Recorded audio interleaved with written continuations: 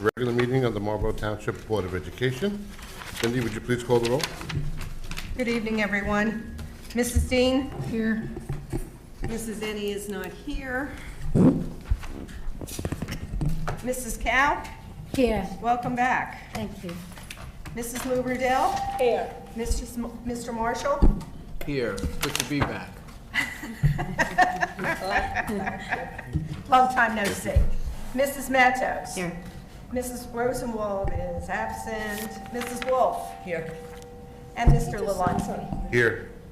Please be advised this meeting is being held in accordance with the Open Public Meetings Act, Chapter 231, Public Law 1975, the Sunshine Law.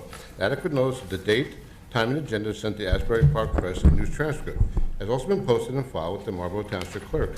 Copies have also been sent to each district school and other area newspapers in accordance with the law. I'm going to bring your attention to, but not read in its entirety, statement of videotaping a public portion of Board of Education meetings, a public session statement, as well as no smoking on school grounds.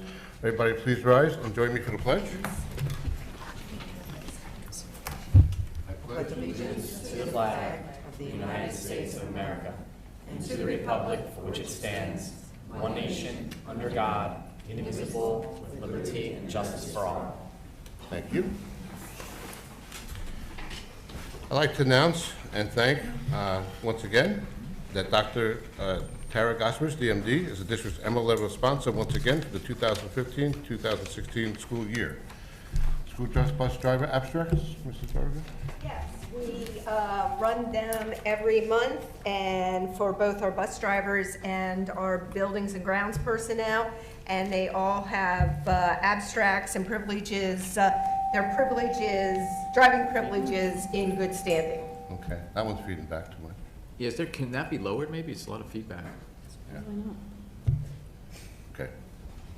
Communication. Yes, sir. First thing, I know everyone noticed and you received an email last week. We have some trees that have been cut down, approximately 43 in district. This was done for one simple reason. Our insurance carrier, Utica, came out and did an inspection, and for safety, security, envelope issues, they absolutely strongly recommended that certain trees had to come down. They were very specific about which trees. I just want everybody to know that over the course of the next 2 years, we will be replanting trees across the entire district. So we will replant. I apologize. I am too loud here, microphone included. We'll be replanting and retreeing over the course of the next 2 years. That's number one. Number two, had a great policy meeting tonight. I thought that it went really well. I want to thank Mr. Marshall, Mrs. Matos, Mrs. Rosenwald. Who else am I missing? Three and me, right? 1, 2. Dara wasn't here. Okay, there we go. Dara was not here. We went through a host of policies, all of which we're going to come back as a first read in September. The only other one that we really are going to open dialogue on is the travel policy, because we wanted to ask Mark's opinion on something because he wrote something for us. So we're going to bring that back to you under old business so the board can have dialogue. Number 3, workshop. Even though we have a full plate tonight, there really isn't much of anything to continue discussion on in the very beginning of September, in about a week. So I talked to Mr. President about not having that workshop, and Cindy as well. And it doesn't. We can absolutely do fine by just keeping the regular meeting in September. So which one, September 2nd? Second. No, which one are we canceling? Was it second, Cindy? First, second. First. First. Okay. I want to thank Cindy. Jill Green had an absolutely wonderful idea where she wants to live video stream her morning announcements, and we struggled with how to pay for some of the costs. Cindy, very wisely pointed out to Jill that you go through your student activities. Just one of the things that Cindy does, that's just a good guidance maneuver. So Defino will be up and running on live streaming for their morning announcements. Last but not least, on feedback from Mr. Lalansky on my goals, there's a sheet where I took out the 2 that were not favorable and inserted 2 more that are based upon Achieve 3000, which is similar to what I did the last 2 years. Cindy, do you want to talk about the Roof? Yes, later on, under financial and business, we're going to have a change to the number. I'm going to increase the number to include a payment on there for our, for Roof Management, Inc. I am not going to put the district in any compromising situation, but the contractor did not, he had almost a month to get his paperwork in on time. He did not, still has not. The contractors are required to So wait a put, second, you can't turn them that way because that's what's making, could be making the feed them back. They can't turn towards the speakers. So we should just keep them painted this way. so the contractor's office started calling my office yesterday, being belligerent and very nasty, and then the contractor's representative called me and was very nasty to the point of trying to bully me, threatening me with attorneys, et cetera, about they won't show up and finish the work on the roof if I don't pay them tonight. So I will process the payment, but I will be writing a letter to the state about their unprofessionalism and that they don't submit their paperwork on time, et cetera. One of the requirements that to processing payments is that they're required to submit certified payrolls in original form. That's a law, and they don't. And they believe that I, as the district, should be calling them to remind them what they should be submitting. And if it serves me correctly, I'm the payee, not the payor. Yeah, I'm the payor, not the payee. So I should expect them to be giving me everything. And I reminded him that I had 9 contractors here, and every contractor was giving me all the paperwork I required all the time. And I didn't have a problem with all 9 contractors. But this gentleman, I did. So I just want to be on record that, and I will not be giving him his check until he gives me his certified payrolls in original form. So, And just so you know too, that's one of the main reasons we do that, is that he has to certify that he's paying prevailing wage, even though we don't like that fact. If we don't ensure that happens and he doesn't do that, then we could be cited for that. as well. Funny how things work. That's exactly right. Okay. On another note, I'd like to introduce to the board Captain Fred Rack from the Marlborough Township Police Department. He was here as a surprise. I was informed, so. Yes. Most of you, I truly don't understand the, I guess, good foundation of a relationship that we have between the police department and the board of them. A lot of the things that go on in town, it's like, either at the schools or in the township at different locations.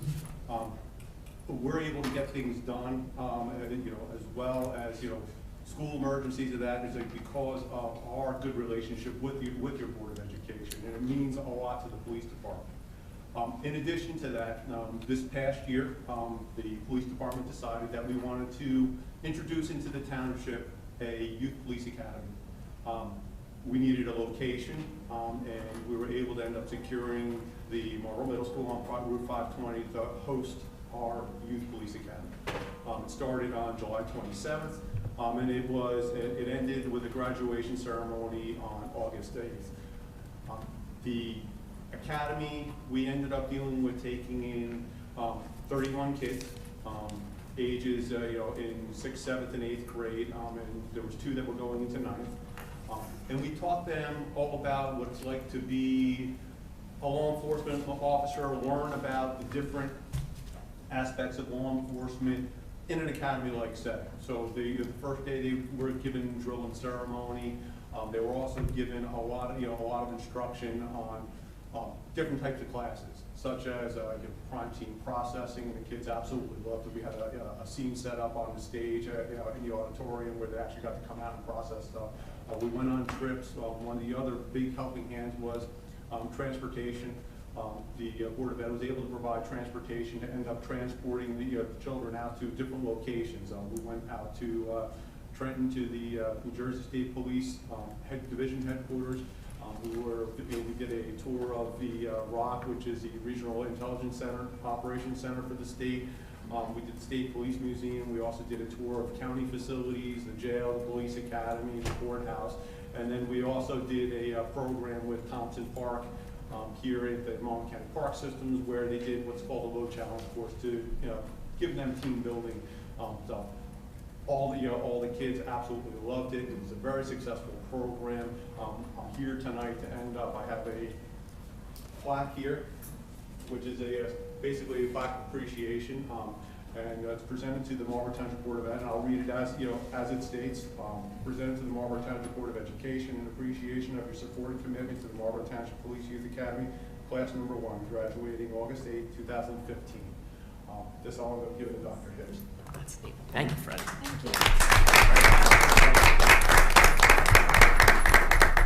Thank you very much. You're welcome. It's a great thing. I think everything you mentioned, and so glad we can work together. And anytime you can put children together with the police, it's just a wonderful thing, both experience for both. The kids absolutely love it. I just want to thank you, each and every one of you for your support in this. Thank you. Thank you. One more thing, communication, sir, if you could Yeah. just inform the board of the transportation. Yeah, I apologize. So last transportation inspection occurred in July. So in September, on the board meeting, as a discussion item, we're going to have, and in the green notes that go home, we'll have the specifics of the inspection, and then we're going to have some ways we can improve some of our percentages. Absolutely, sir. Right, Thank you. Okay, everybody was given superintendent's report, harassment, bullying, irritation. There's 0 incidents. 0. So meeting dates. It's a good month. Good month. Meeting dates, Tuesday, September 29th, regular. Remember, we canceled the one for the beginning of September. Yes. Okay. Approval of minutes resolution, page 3. John, do you mind reading? Oh, I'm sorry. Page 3. Sure.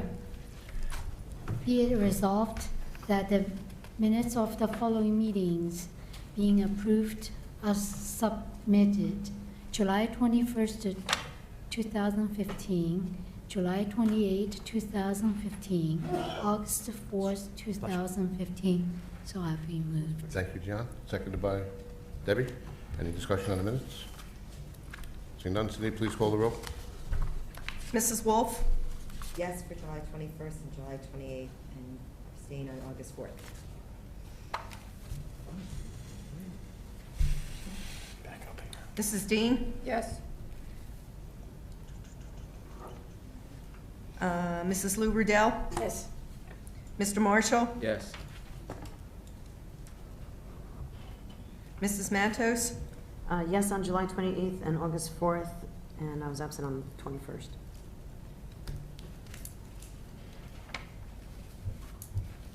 So you abstaining on the I 20th? abstained on the 21st, I'm sorry.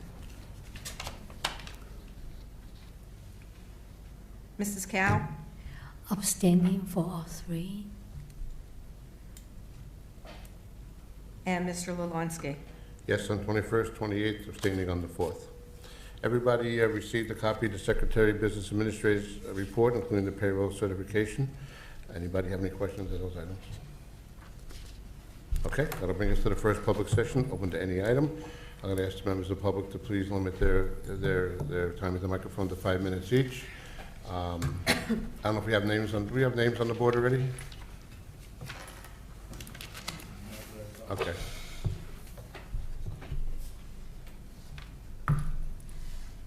Then you have your blue cards? Then you'll hold up the yellow card when there's 1 minute left and the red when at the end of the 5 minutes, correct? Mm-hmm. Thank you. I just need name and address and microphone, please, sir. Oh, is it on? Should be. Yeah, it's good. I think so. No?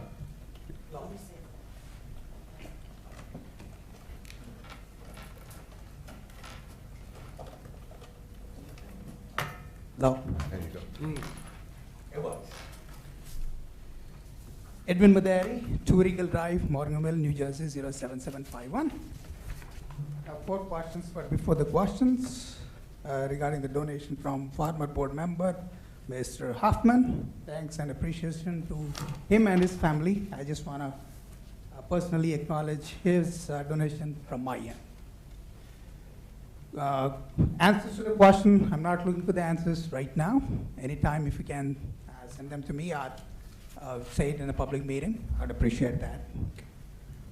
Regarding the financial and business matters on page 4, I'm looking for the law, the article number, the NJSA number, or the NJAC number that requires board's approval for transfer of funds as low as $200.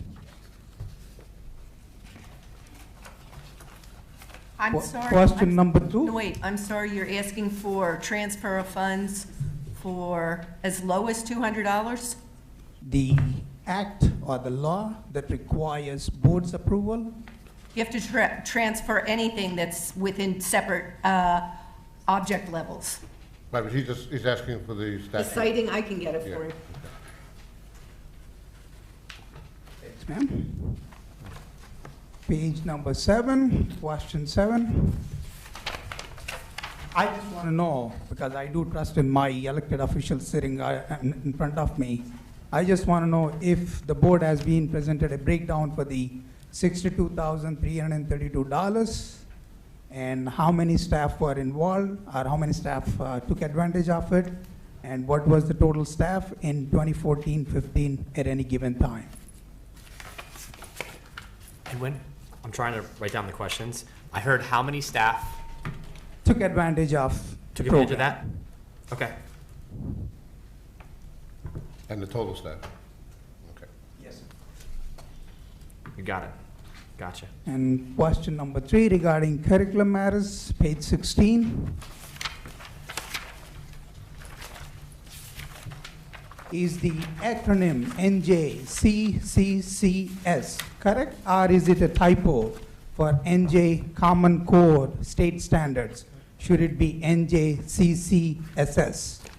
And part B of the same one is, what does NJSS stand for? What number, 4? What number, Edwin? I know. Page On all of them. Oh. All the items of Curriculum matters. curriculum Oh, matters. the entire. Page okay. 16, all of the items. Okay.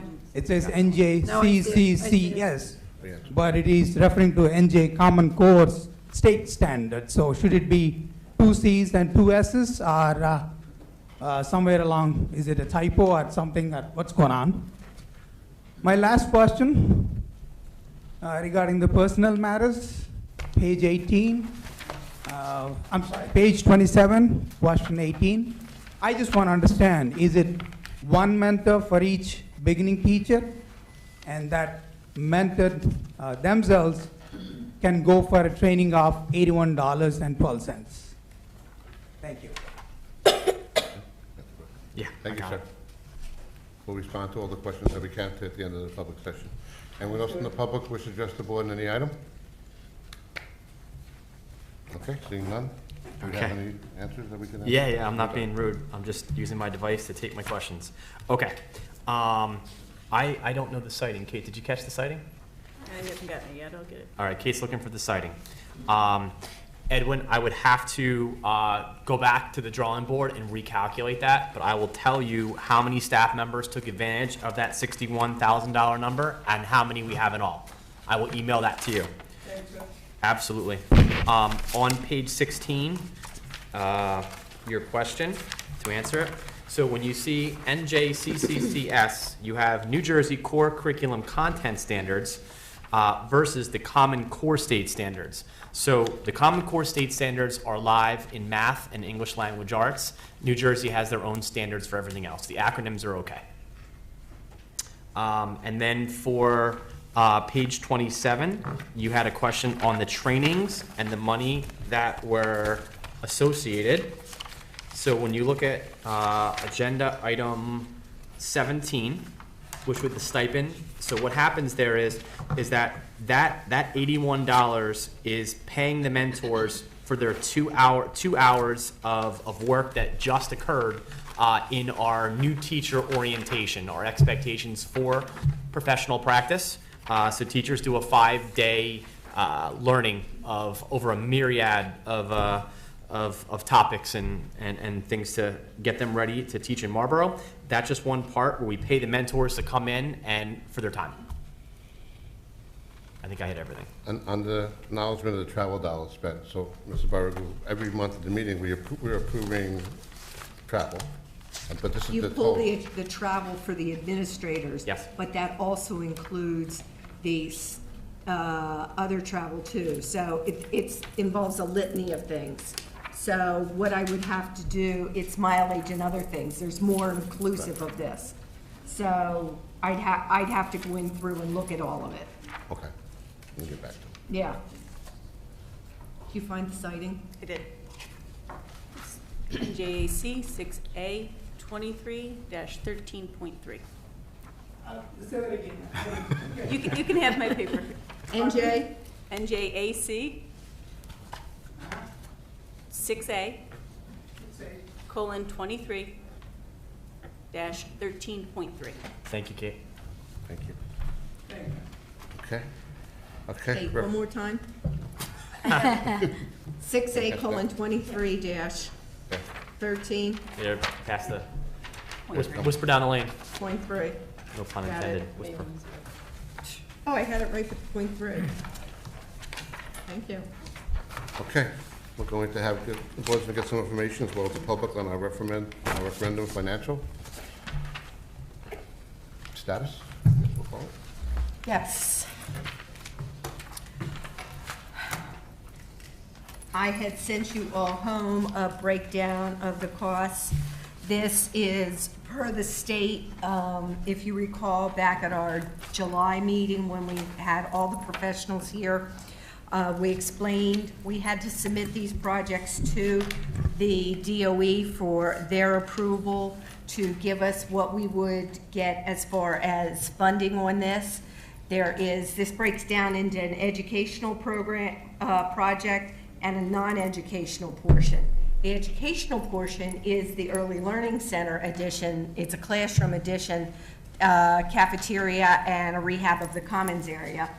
And for that portion of it, we're going to get, the state share is $140,000. The total project is $20,342,000, and the state share of that is $140,000. The reason for that is that we do not have any unhoused children. Because you are creating full-day kindergarten, you do not have unhoused kids.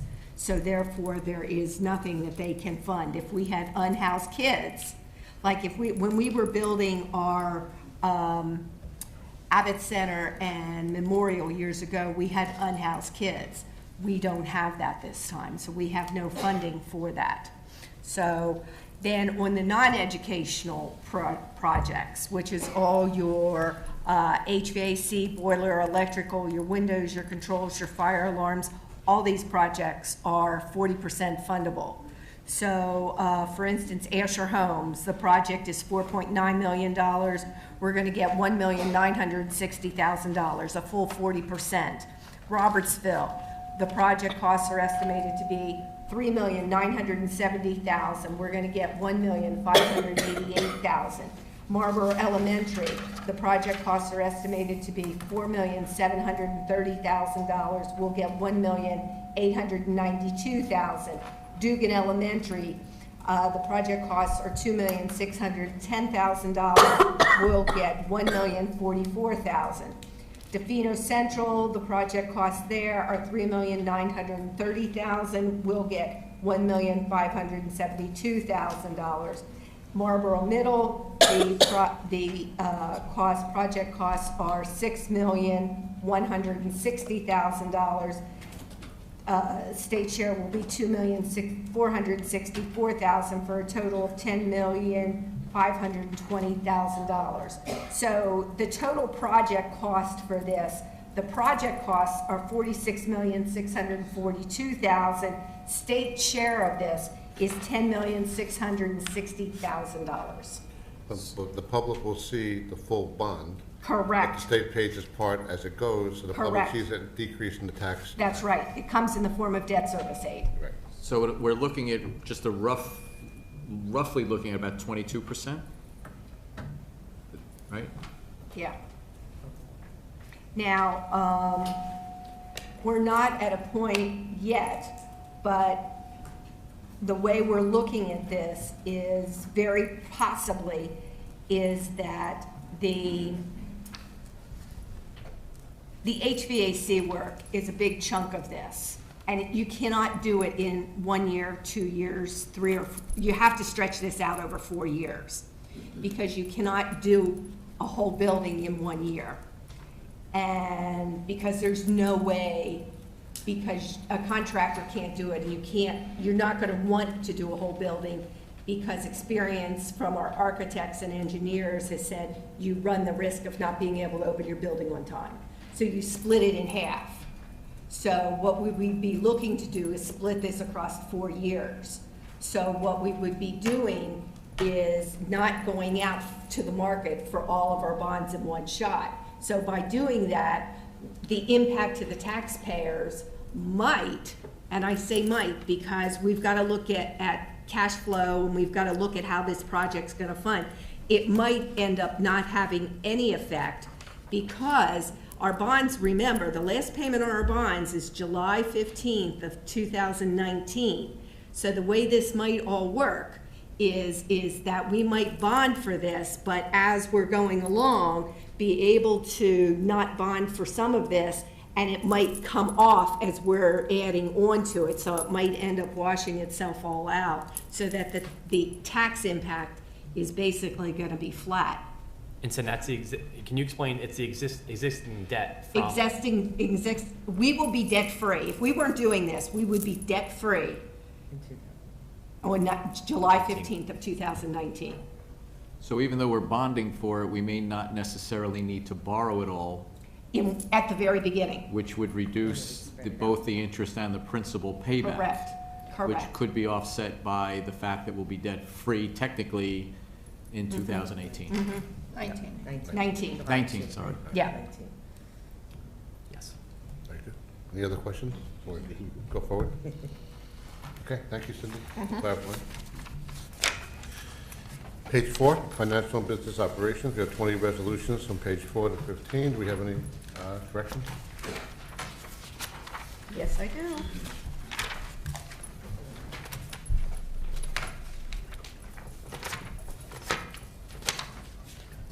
The bills list number is going to go up to, on page 5, your bills list number now is going to be $4,137,793.86.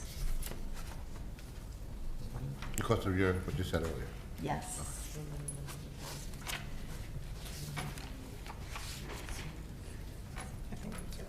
That's it? That's it. Okay, thank you. Craig, you mind reading, please? Financial and business operations matters. The superintendent of schools submits the following resolutions for approval. Number 1, transfers. 2, list of bills. 3, travel. 4, donation. 5, harassment, intimidation, bullying, HIV report. 6, sponsorship. 7, acknowledgement of travel dollars spent in the 2014-2015 school year. 8, PTA, PTO scope events. 9, donation. 10, approval of contract, resident consultants. 11, tuition settlement agreement. 12, change order number 2, Defino Contracting Company. 13, Middlesex County Educational Services Commission, lease purchase for 5 buses and related services. 14, amended resolution, out-of-district placements for the 2015-2016 school year. 15, approval of superintendent's goals for the 2015-16 school year. 16, approval of school business administrator's goal for the 2015-16 school year. 17, resolution of the Board of Education of the Marlborough Township School District in the County of Monmouth, New Jersey, authorizing the submission of project documents to the New Jersey Department of Education. 18, amended resolution, purchase and installment of components to upgrade heating system at the Frank J. Dugan Elementary School. 19, resolution authorizing submission of a bond proposal to the legally qualified voters of the school district at the annual school election. 20, state contract purchases. I so move. Thank you, Craig. Seconded by Victoria. Questions on financial and business? Just a clarification on number 11 too. This is tuition that was owed us, just so you understand on full disclosure. And we worked with Mark on this. Essentially, we're settling here. We're essentially losing a month of tuition in the hope of regaining the other remaining. Strongly recommended by Mark to just settle it and move on. Okay? Debbie? Number 18, I just want to make sure that was the issue that we dealt with last school year with Dugan. And it's Yes. over air Oh, yeah. conditioned. Yes. Oh, yeah. So essentially what happened was, you had already appropriated or approved about $151,000, and then when we dug in, there was some corroded pipes that needed to be fixed as well, to the tune of the $12,373. Yes, this is all about Dugan's heat. Yep. Okay. Now, the components that we're replacing, the piping replacement, is that going to change anything as No. far as Dugan's No, HVAC controls No. and referendum? No. no. As far as the Already referendum. ran that through the engineer Okay. before we, Yep. Just want to make We're sure not we're gonna, checking. we're not Yep. gonna throw. did all that before we Absolutely. came here. No redundancy. Thank you. Okay, anybody else? Seeing none, Cindy, please call the roll. Mrs. Cow? Yes. Mrs. Lou Riddell? Yes. Mrs. Matos? Yes. Mrs. Wolf? Yes. Mrs. Dean? Yes. Mr. Marshall? Yes. And Mr. Lalunsky? Yes. Bring us Here to we go. page 60, and away we go, right? Away we go. That'll bring us to page 16, curriculum matters. Joanne, you mind reading, please? Yeah, the superintendent of the school submit the following resolution for approval. Family life, health, and physical education curriculum guide. Educational technology curriculum guide. Science curriculum guide. 4. Social studies curriculum guide. Gift, number 5, gift and talented curriculum guide. So move. Thank you, Joanne. Seconded by John. Discussion on curriculum matters. So what I'd like to do is, if you have any specific questions, we have Kim and Michael here, who have worked very hard all summer. Regardless of what questions, Mr. Ballone, would you mind giving, along with this, just an overview of not only the grading principles, but also the changes to CAs and CPTs? Okay. Does anybody have, is it okay if I ask anybody any questions? Yeah, sure. You want to ask? Anybody have questions for Debbie. Mr. Malone? Yes, Debbie. So, I guess you're not going to go over the curriculum guides generally, or no? You can do it. Okay. In the past, what's been conveyed is you can ask whatever questions you want. Dig away. Kick tires. Go for it. No, I was actually just curious with hour of code during December 8th. Hmm? Is that just an addition to something? Is that? That's something we're going to be doing in all of the grade levels. Microphone. The microphone. You've got to Hour use the of mic. code. Programming. Okay.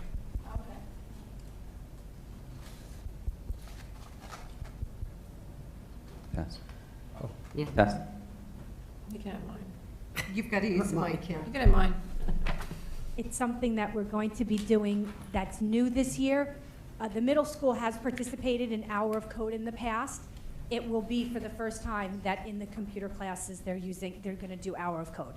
And it's during the week of December 8th.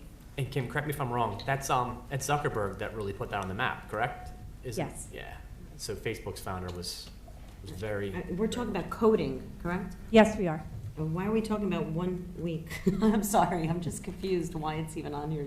Well, coding is actually now written into the new guide.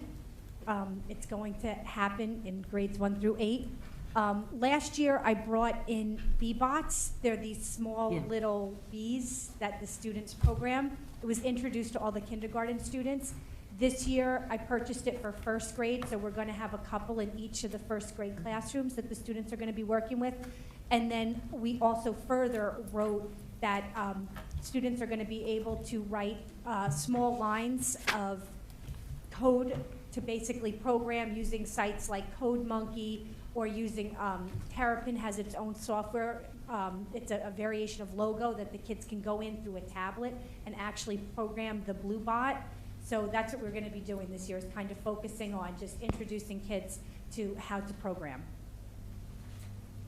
Okay, thank you. You said first grade? Yes.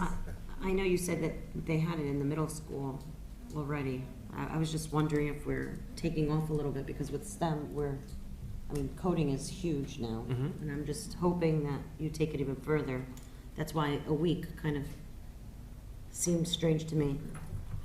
If you don't mind, just as a personal, because I really look forward to curriculum, as Michael knows. I really do look forward to seeing what the teachers and supervisors have done differently over the summer.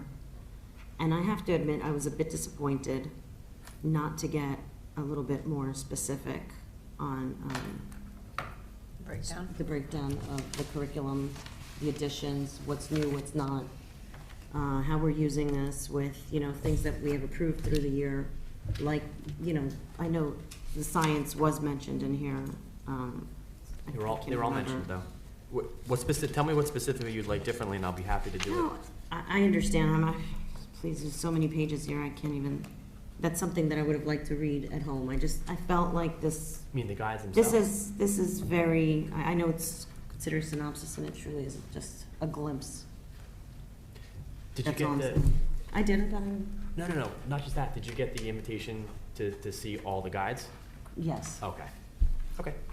Is that available to parents? But I just felt like, since we're here doing curriculum, that it would have been nice, for, like she's blurted out, the parents could hear about it too. I just, having one separate day, that's all I have to say. But thank you, I know you guys put a lot of time into it, but. So I just want to respond, Mrs. Matos. So we did provide a pretty detailed, or I provided a pretty detailed explanation that went home in the green notes, as well as the full guides that are posted also for the public on the internet. I'm just a little confused as to what is being asked. I know, Mr. Lalansky, you had mentioned in the past, when we send information home, to not sit up here and reiterate what was sent home. No, but, so you read through the full guides, the full curriculum Yes. guides, but Specific, they want questions. It's okay. Well, do you- It's okay. I'm trying to help Mike too, and what, I received what you wrote for the green notes, which is fine, and I just don't feel, that, and you guys could correct me, if you all read the curriculum, the entire thing, but this should be, for me, a synopsis, like, a nice summary as far as what all those pages are on the curriculum guides. It's fine.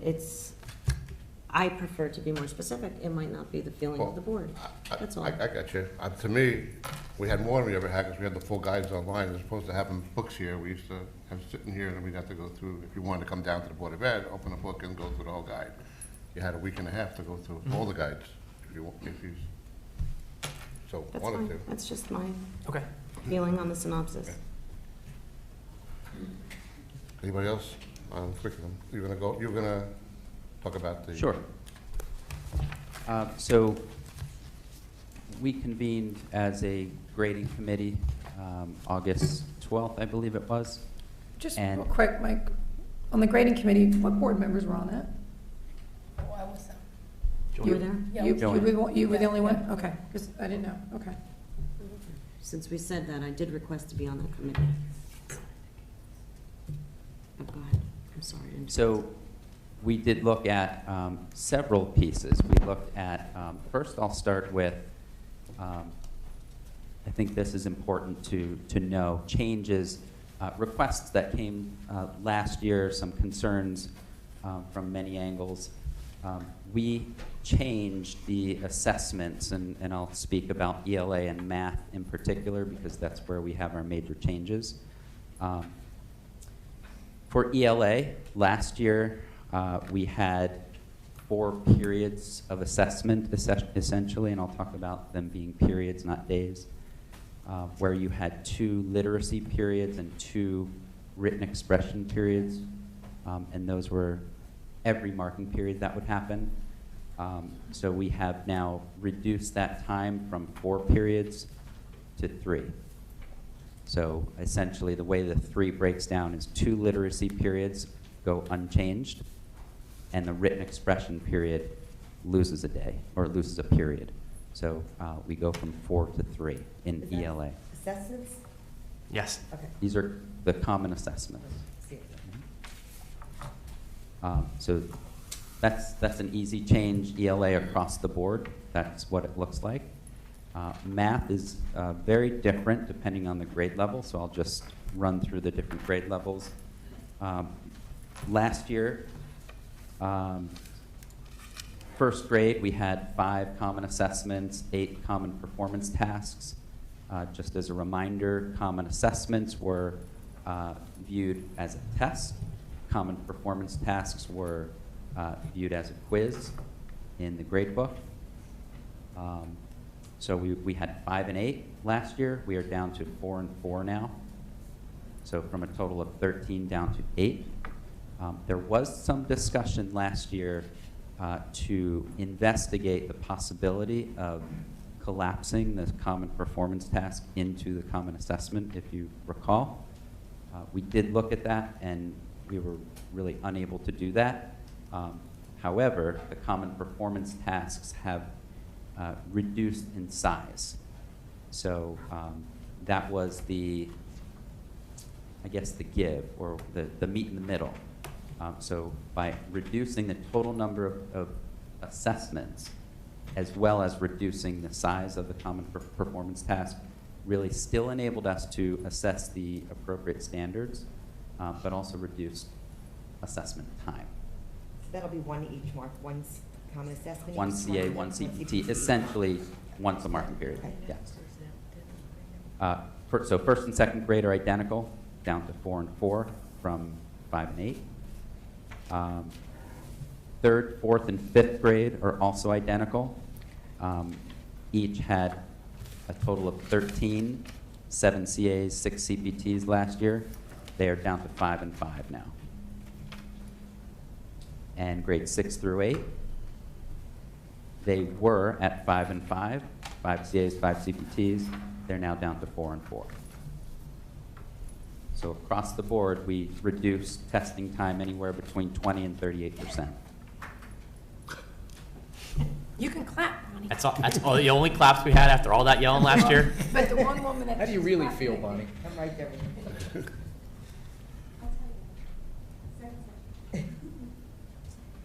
Michael, let me just say thank you, and Dr. Hibbs and the whole team for looking through, taking the time to look through this and And making reflective decisions. responding to the parents Yes. and the board members, and we No appreciate problem. it.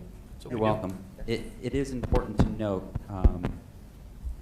you know, there still is that necessary evil, if you want to call it, where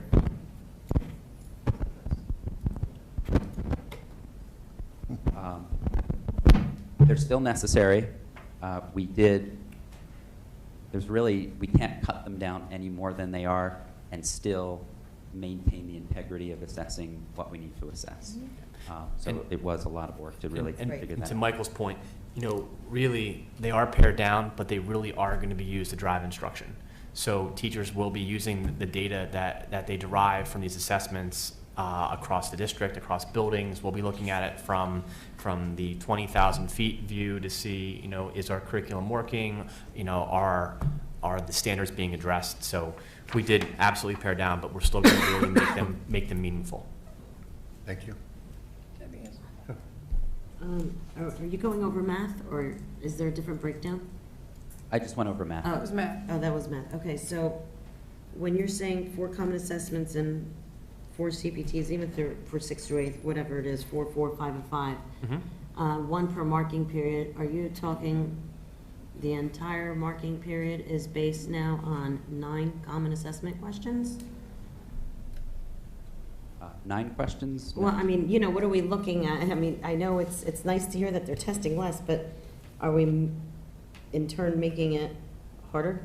Like, is this going to be like an end of marking period test? Is it going to occur at the end of the marking period? Yes, but they're essentially end of unit.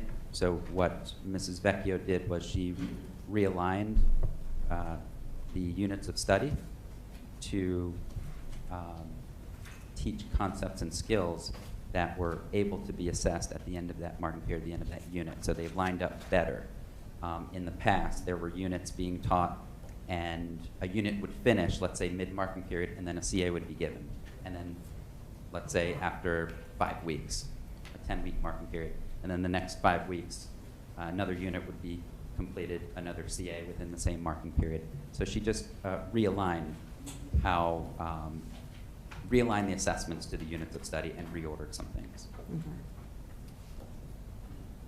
And Michael, there would have been a unit assessment anyway at the end of the unit, so. Yes. You okay, Deb? Sure. I'm waiting for the buckets. Okay. Buckets. Let's get there. Anxiously awaiting. Buckets. At the second public session, you can ask. They'll still be here. You can ask questions. So we convened as a grading committee and looked, took a hard look at buckets, so they're called, and made some changes to percentages. We also added an additional bucket, well, actually a few additional buckets. Categories of grading. Categories of grading. Yeah, the definition of a bucket is what you would see on your child's report card, be it test, quiz, independent practice. Categories. So, of course, you still have your tests, quizzes, independent practice in, not in grades 1 and 2, but the other grades. But the concept of pulling CAs and CPTs out of the test and quiz bucket was also discussed last year, if you recall, and that was something we took a very good look at, and we did decide to do that. So CAs and CPTs across the board will have they'll be in their own bucket. And across the board, they will be 10%, weighted 10% of the entire grade book. If you pause there just for a second, last year, Michael, correct me if I'm wrong, it would have been acceptable in some cases for there to be 2 tests in a bucket, one of which could have been a CA, correct? Yes, which could have also been 30% of a child's grade. So last year, so what we engaged in probably a 4-hour great discussion about how to operate this fairly, because at the end of the day, and I'll speak for me personally, I never want to see one assessment in a grade book worth 30% of any child. I think it's fundamentally unfair. Everybody has a bad day. Everybody doesn't have breakfast. Everybody has a grandma that could get sick. So at the end of the day, what we really try to do is take a real good look and examine that. So we have lowered the percentage on the test bucket, which Michael will talk about, but no matter what now on the CA, it'll only be worth 10%. Whereas before, it could have been worth 30. 10% each marking. Yeah, Yes. the bucket will be there existing 4 times, yes. With the one common assessment Mhm. and one CPT. In some cases, right, it depends. CPT will still be a quiz. So, No, he said one bucket is No, CA that'll and be CPT together. CA, CPT. I'm sorry. Go into the same common assessment. Any common assessment, so for ELA, you would have 2. You'd have a writing task and the literacy portion. In math, you would have your CA, CPT. So if they did bad. yeah. If they do bad, all that's 10%. Go ahead, Michael. Well, that's why I Okay, thought we were gonna have so a discussion on this. then there was some discussion about the quantity of assignments going into a grade book over the course of a marking period. And without getting into the details, what came out of that discussion was there were not enough grades going into a grade book. And we had, thankfully, and I'll say publicly, thank you to those teachers who came out in the summer and volunteered their time to provide the teacher's perspective on what their thoughts were in terms of, were we providing enough assignments to fairly represent a child's academic progress? And the consensus around the table, teachers included, was no, the way the current minimum expectations were. So just by frame of reference, the minimum expectations were somewhere around 5, 2 tests, 3 quizzes. Of course, you had homework in there, but that doesn't necessarily count in terms of our what we were looking at for discussion purposes to fairly represent a child's grade. We were looking back then, at last year's numbers, 3 quizzes and 2 tests, really carrying a lot of weight in a child's grade book. Mm-hmm. So the discussion, what really came out of the discussion was about 10 or so items should really be hitting a child's grade book to fairly represent that child's grade. Anywhere between 10, 15, some teachers were, we were all over the board. One was up at 20. So we had that discussion, as Dr. Hibb said, for many hours. And what came out of that was an additional bucket. Because teachers, the teachers around the room, and all of us, those of us there who were former teachers, do realize that there are items that there were things happening in that classroom that were not fitting into our traditional buckets. They weren't a test, wasn't a quiz. An announced quiz, right? An announced quiz, right? Because our teachers, rightfully so, they felt like in order to communicate well with the parents, if we're giving a quote-unquote quiz, we always announce it. It is a shorter version of a test, smaller material. Test is more comprehensive, but we always announce those types of assignments. They had independent practice, which was homework. They did a lot of other things like do now activities that were, let's say, assessing the previous day's learning. Those do not have to be announced. They're not announced. It just happens. You come in, you walk. All right, boys and girls, we looked at multiplying fractions yesterday. Let's do a quick do now, 5-7 minutes, and demonstrate your proficiency. Those weren't hitting the grade book, and we felt as a group, those items should hit a grade book, because that is representing what a child knows incrementally, and really helps drive instruction for the teacher. So after a lot of discussion, we came up with the term supplemental. So there's a bucket now called the supplemental bucket. It's not a test, it's not a quiz, it's not homework, it's not a CA, CPT, or writing task. It's a supplemental, could be an assessment, activity, whatever the case might be. In science, it's a lab reports,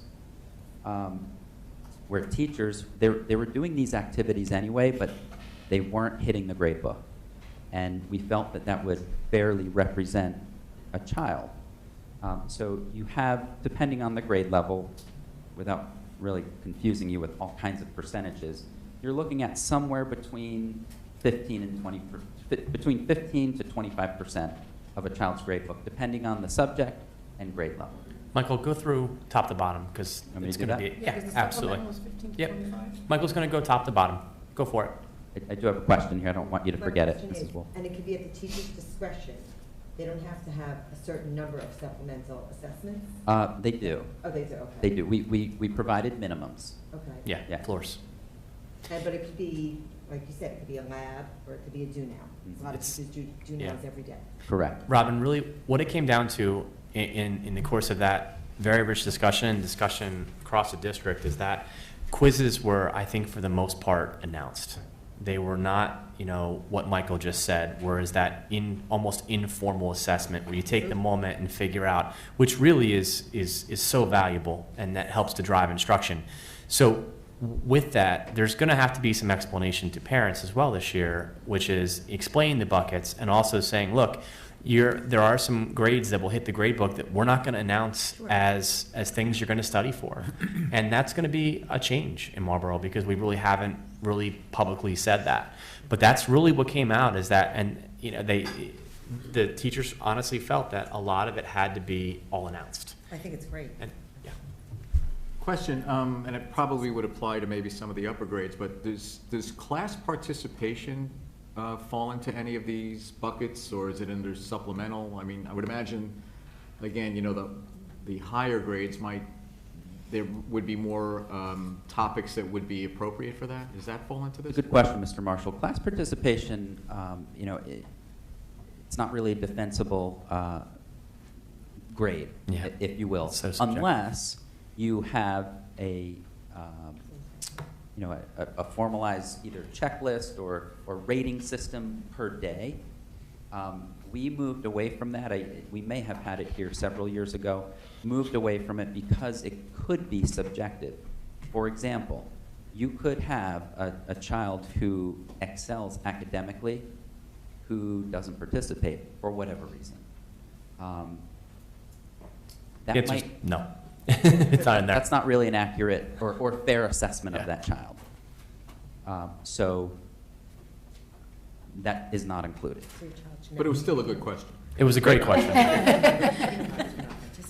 Yes, Jan? Yes, for this whole discussion, I wonder, the teachers from all different grades involved?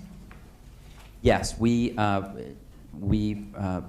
received feedback from not only different grade levels, but also special ed teachers. We had gifted representation. We had administrators, both building, elementary, middle, supervisors. So we had a large, we hit a large group and tried to think of just about everyone possible, Yeah. including Mrs. Lou Riddell. Thank you again for your participation. So we branched out to just about everyone we could think of. Michael actually started the day by using, it was Pear Deck, right? Pear Deck is a pretty amazing app or application, web-based, where he had a number line up there, and if you log in through the URL, everyone can move their dot at the same time, and you see it in real time, and it was how many assessments make a fair grade book. And it was really powerful because everybody went double what we did. Because, you know, last year, one of our responsibilities, you know, of the possibly hundreds and hundreds that we have, is that, you know, we looked through grade books, and it wasn't for any gotcha moment. It's really let's see what's ending up in our grade books, because, you know, we're the educational leaders, and across the board we saw a lot of 5 assignments, and we realized the minimums were they're too minimum.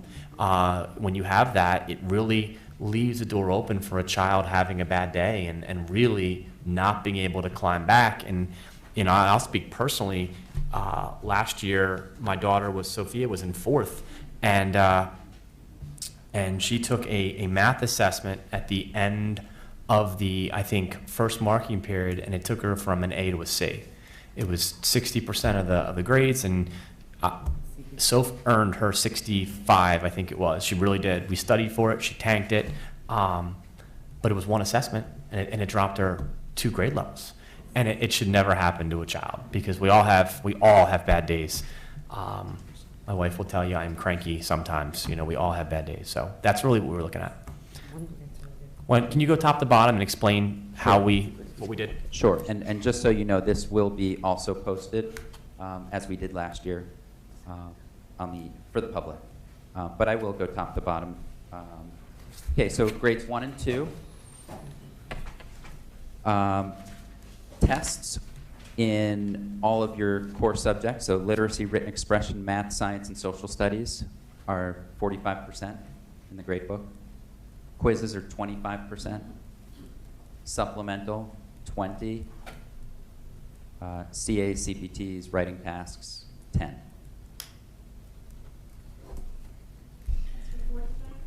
Tests were 45, yes. So you have 45, 25, 20, 10.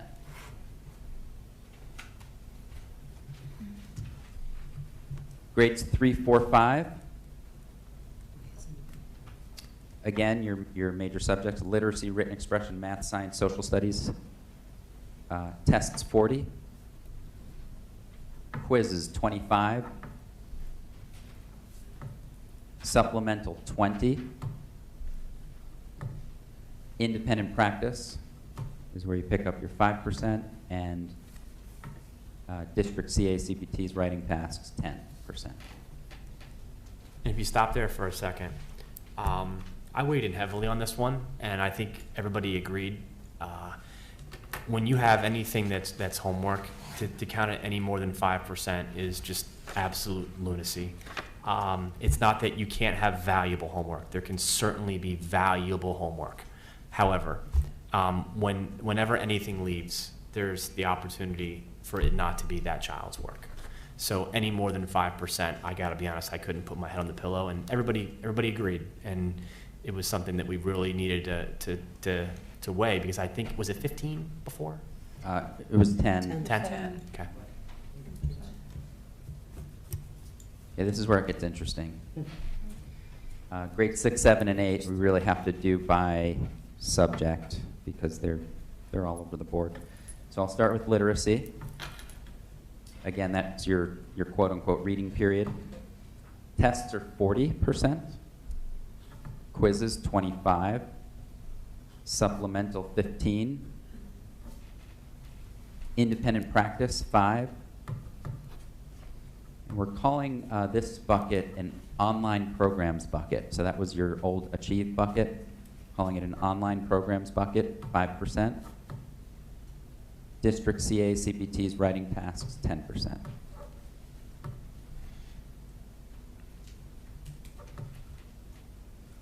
So 40, 25, 15, 5, 5, and 10. Okay? Written expression. Tests, 40. Quizzes, 25%. Supplemental, 20%. Independent practice, 5%. Online programs, NA, because we typically use Achieve in literacy. And District CA CPT's writing task 10. Online was 5? Online was NA. Oh, NA, I was not like, what did he applicable. say? Okay, NA. Because we use it in literacy. Okay, okay. And don't double dip for writing. Okay, math. Tests, 40%. Quizzes, 25%. Supplemental, 15%. Independent practice, 5%. Online programs, 5%. CA CPT's 10%. Exact mirror of literacy. Of literacy, correct. Science, tests 40%. Quizzes 15%. Supplemental 25%. Again, those include your labs, and that's why quizzes had to come down.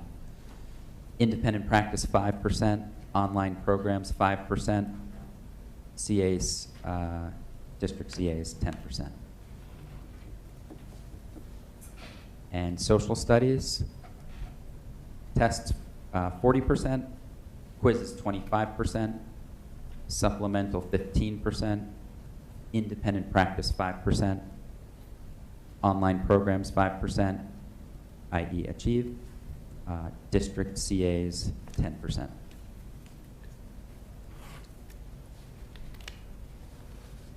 So same as math and literacy.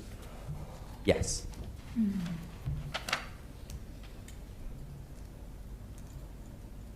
And this really is, I must say, was many hours, and those hours began last year. You know, it was really started with me thinking, having conversations with the supervisors, all of really last year, and then the culminating event took place on August 12th, I believe it was, and we really sat down and hashed out the details. We believe this fairly represents a child's academic progress throughout a marking period, and we feel comfort knowing that we will have accurate, or I would say more accurate depiction of what a child's ability is from marking period to marking period. Thank you, great. Okay, thank you, Michael. Good job. Thank you. I don't know, are we gonna I thought this was in our green notes for discussion later, so. This is not, I just- you can discuss, this is not something Anything? you have to, well, you can Okay. discuss all you want. It's not something you approve though. Right. For the grade buckets. Right, no, it's a question that I know is gonna come up. Sure, no, you can, fire questions, go for it. What are your concerns? My first question without, no pun intended, doing math, is, if you're having one common assessment, let's say in math, and actually, any grade after third, Sure. you just put 50% of the child's marking period grade on testing. Well, so you're saying, so pick a specific one. So you want to say, so grades 3 through 5. So Well, you're they saying, have- you're They saying. have 40% for tests for the bucket, right? Sure. And Yep. then CACPT is Yeah. 10%. You did do that, but that still lowers from where it was last year.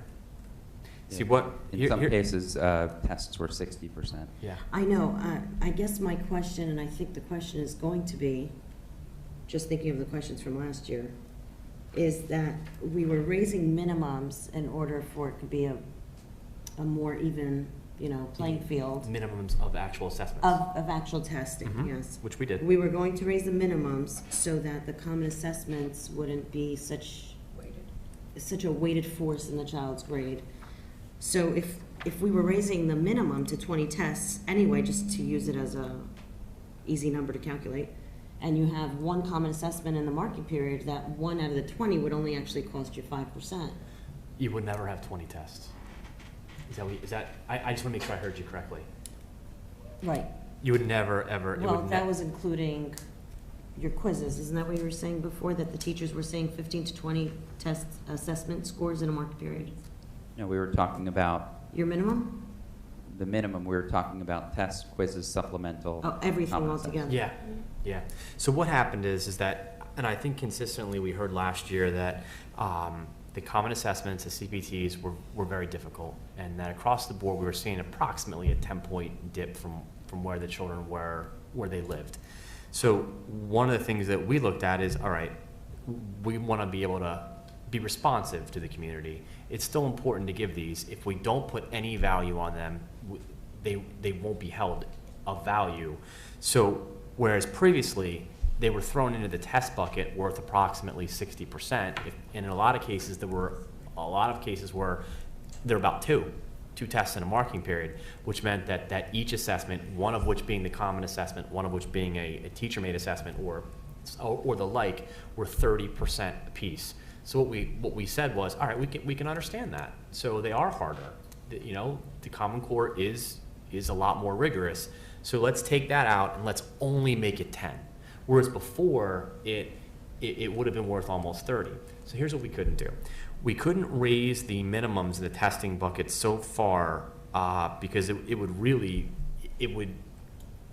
tip the other way, which is, oh my gosh, there's still more assessments.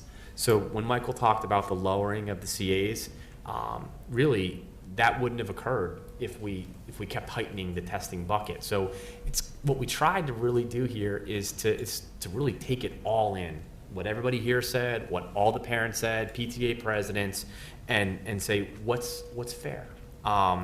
So even now, when you have it lowered and with the testing bucket, even if you only give 2 tests, was 2 the floor for tests, Michael? Essentially, yes. Okay. So then they're only worth 20% apiece as opposed to 30 before. So we really tried to take the hammer away from.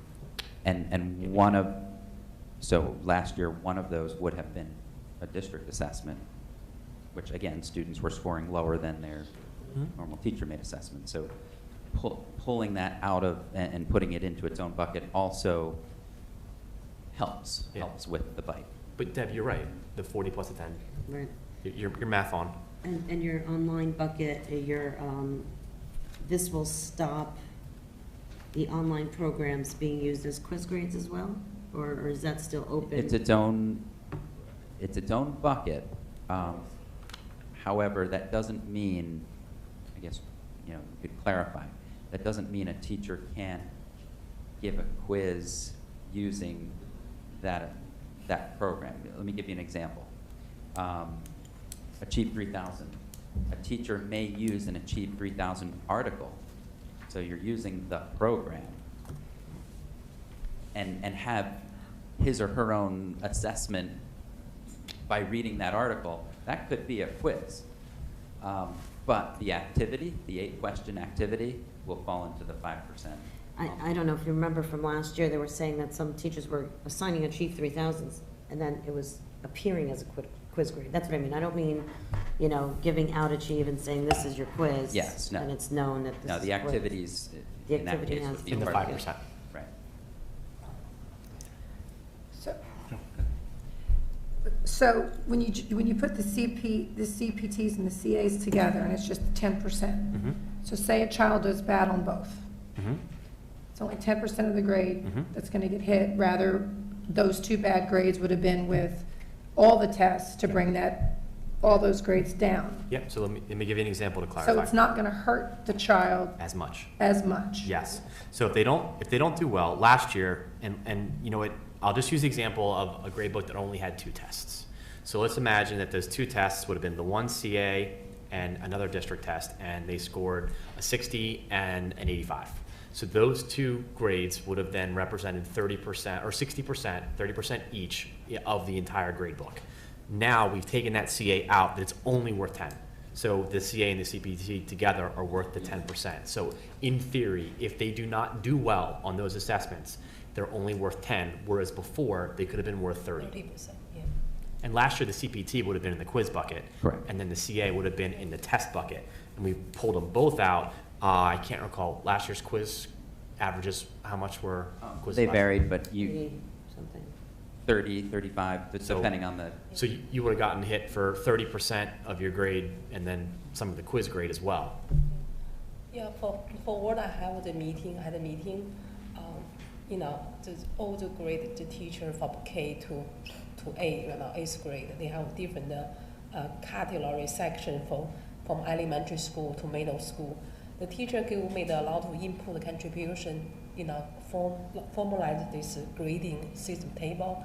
You know, Mr. Boulon and Dr. Hip did really, you know, being the best interest for the child, for each of our student, and see what is the best fairly evaluate each child.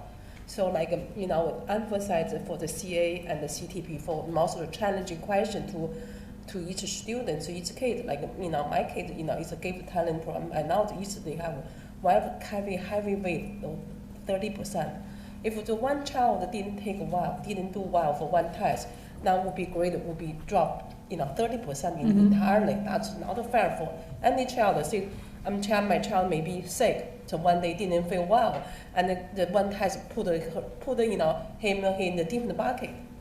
So that's why I was saying really fair for the entirely perform like this table. I really praise all the teachers and Mr. Boulon and Ms. Baum did also good job on the thing. That's why I can get a feedback for today. And Deb, what we could do is, why don't we, this doesn't have to be approved, but I'm not saying that for any other reason than just this. I'll put in a document and we can come back and you can have further discussions, and if there's anything else that you want to talk about, we can Well, no, absolutely. this is going to be implemented for this year. Yeah, So this is so on, we so need to get I it just- for yeah. the school. Well, it's- I mean, just, it's- you know, using it's in the motion. grade book though with the 2 tests, I don't want to put it out there like that's our typical, because I had 2 children in this district, we never had 2 tests. So my common assessment was never worth 30%. That's just, you know, that's not your typical grade book. I'm certain about that. Because all these parents were coming in saying that they were over-tested, and having 2 tests is not the issue.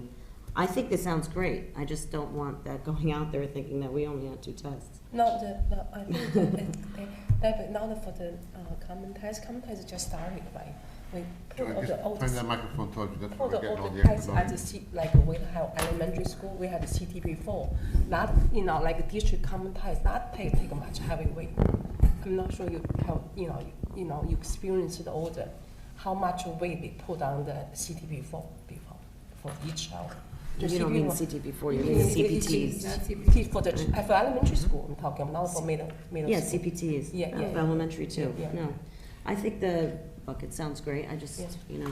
I just wanted to stress that it's not gonna hurt the child. No. It's Yeah, actually no. beneficial. I We're, just you wanted to know, explain that. and the reason why I wanted to ask questions on it was because we are asked questions as board yeah. members. Right, And right, I can't go out questions are there great. not understanding things and coming to the, you know, Absolutely. base and Is there any way just we can put this guessing everything. online, Yeah. the new breakout before school starts? That it can Absolutely. be out there before they get into their back-to-school nights and all their teachers lay it out for them, that Yeah, no. that the parents will know ahead of time, this is the new stuff? It was online last year. We will put it Make on. sure all the Recommunicate. revisions are Yeah. out there? Okay. And the question, so the table you put order from kindergarten to our 8th grade, the table will post on the website. Every parent will be more visible, right? If transparent for all our school district parents, Absolutely. right? Okay, thanks. Michael, I almost wonder too, is that something we could put in the portal Parent portal? as a checkoff? Oh, sure. And that Put way, anything in there. it can be, that way they don't have to navigate to it, it's right there for them. Mhm. Let's do that. Sure. What do you do? I'm gonna put it right That's in a great idea. Put it right in the portal. Look, at the end of the day, we had established minimums. I don't want it to seem like that I'm saying that our teachers didn't do the right thing at all. Our teachers work hard, they care about our kids. This is an exceptional school district. We just had minimums that had 2 tests and sometimes 3 quizzes.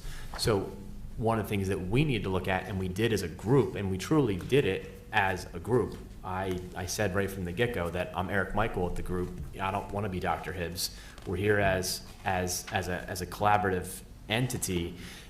That's the first thing we talked about. What makes a representative grade book? So I just want to make sure that I didn't come across the wrong way. Our teachers are fantastic. I have a question. Well, our school are going through this new way to grade our students.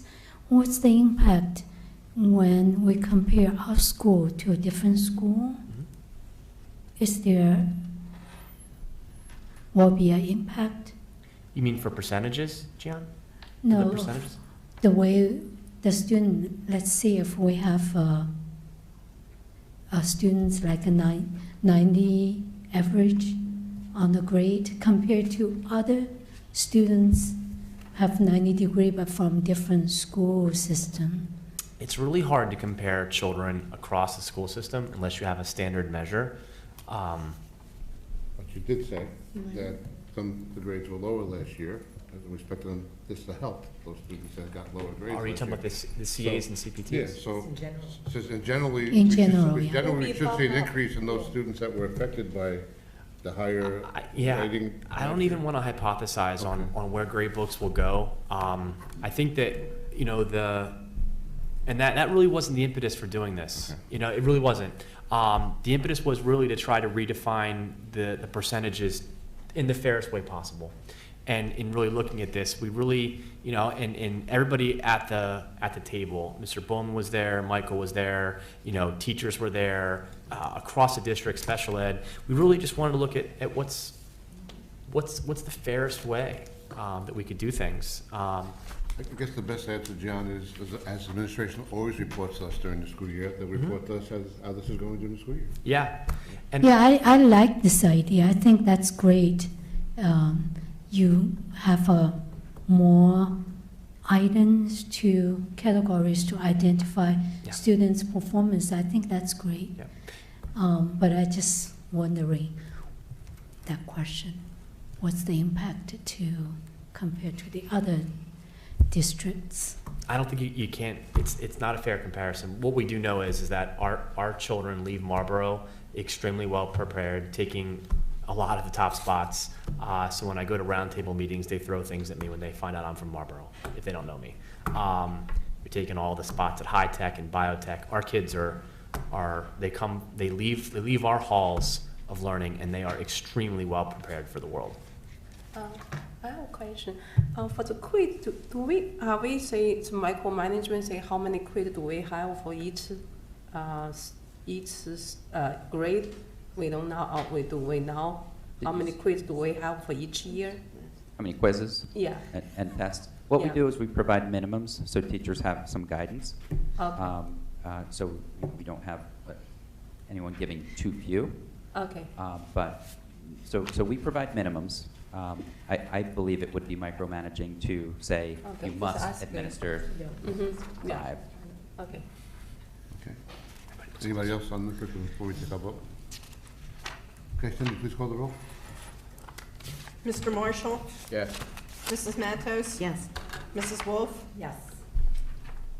Mrs. Dean? Yes. Mrs. Cow? Yes. Mrs. Lou Riddell? Yes. Mr. Lolanski? Yes, that'll bring us to page 18, personnel matters. We have 26 resolutions from page 18 to 32. We have corrections. On page number 24.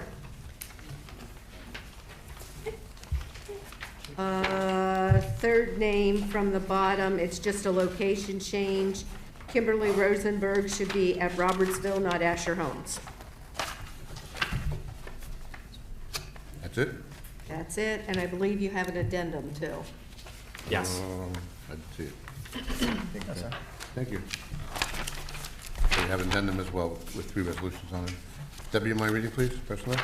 Sure. Personnel matters. The superintendent of schools submits the following resolutions for approval: 1 retirements, 2 resignations, 3 application for disability retirement, 4 rescinded employment offers, 5 employment certificated staff, 6 employment part-time certificated staff, 7 employment school aides, 8 employment school monitor, 9 employment groundskeeper, 10 employment bus drivers, 11 reemployment certificated staff, 12 movement on guide, 13 school monitors, 2015-16 school year, 14 amended 2015 extended school year program school monitor, 15 reassignment and transfer non-certificated staff, 16 transfers, 17 stipends continuation of program for provisional teachers, 18 stipend mentor teachers, 19 stipend longevity instructional assistants, 20 substitute teachers, 21 substitute bus drivers, 22 field observation, 23 administrative leave with pay, 24 paid medical disability leaves, 25 unpaid leave of absence, 26 amended resolution leave dates, 28 resignation, 29 substitute teachers, 30 amended resolution leave dates. I so move. Thank you, Debbie. Seconded by Joanne. Discussion on personnel. Just to clarify before the question comes, number 22 absolutely will be subject to criminal history review. No question. So we can say yes to the person and the process. Very good. They nod. Choking. Sorry, I'm Got it. choking on that Role- one. Role of the HR director, you played by Eric Michael Hibbs. Fire. Sure, Debbie. Speaking of the HR director, Go ahead. number 15. 15. Got it. Go. What's your question? Okay. I had called our previous HR director before he left, obviously, correct. And only because I was asked by a few people why this career, actually, we spoke about it before I spoke to Craig. Okay. Why this career position was not put online at the time of the resignation back in late May. And Craig's response to me, actually in early June, maybe even June 2nd or 14th, within that time, was that this position was going to be a 2 part-timer split up. Yes. And it was, we tried it And you tried it, and then Yeah. 3 weeks ago, it went online again Yeah. as a full-time. as a full-time. Explain, Sid. Go ahead. Yeah, because, Go sorry, Get whiplash. I'm shaking and it's like, yeah, because we didn't get 2 viable candidates for the part-time positions. We got 1, but not the second. So I you only couldn't, had 1 person apply for this job? we only had One viable one position. viable part-time person. I needed 2 viable part-time people to make it work. So I had to go back and revert back to the full-time. And I have to ask this question, if I'm not supposed to, please let me know afterwards, I guess. It's okay. Because this will tell me how I'm voting. How many people were interviewed for this position? What, they interviewed 5 people. How many applied? What? You know how many applied? I don't, because it was, I interviewed the finalists. Are you done? Go. I'm just curious, because it says that it's a school monitor He was, yeah. that we have, which all our school monitors, if I'm correct, are all retired policemen. That, okay, so he's a school monitor going to be a courier. I'm just wondering why a security monitor, I don't know how to word this. Why is he making It's the not move? nice. No, I'm not questioning, I know why he's making the move. I understand why he's making the move. I'm not talking about the person, I'm talking about the position. I understand why you'd make a position move from a security monitor to this person's position, because it's a jump in pay. Out of everybody that applied, He's a great person. I'm not questioning the person. Yeah. Responsible. Questioning qualifications? I'm questioning viable candidates, but Yeah. it's not up to me to question, so that's why I said I'll just vote my way. The other thing that I Are you asking the saw, process? I think I'm hearing. I'm going, the process Are you asking the process? The process, it gets, Was it's brought to me. advertised, and maybe they want to be explained it gets you as a finalist. And the first line of defense is, before it gets to you, so you understand the process, is who, or what? Yeah, it was, Transportation is this courier, right?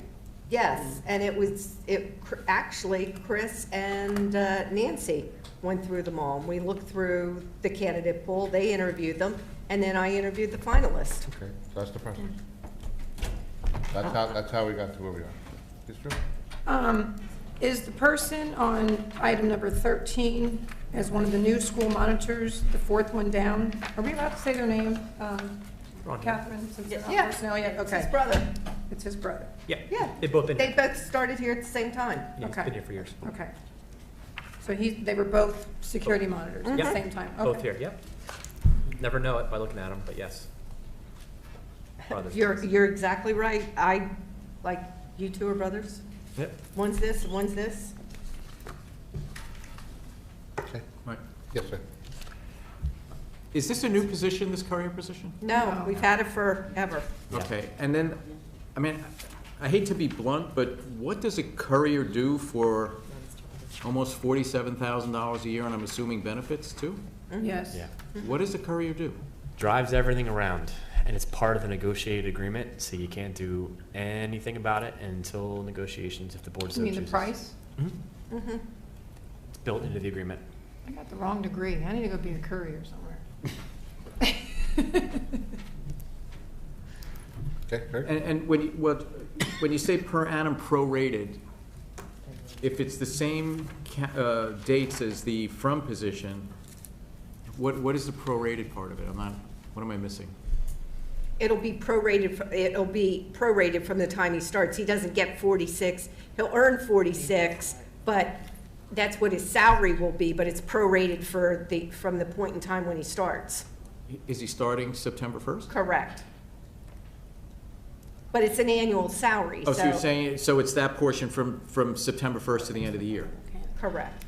Till the end of June, Okay. June of 16. So it's not the 47 for that amount of months, or it is?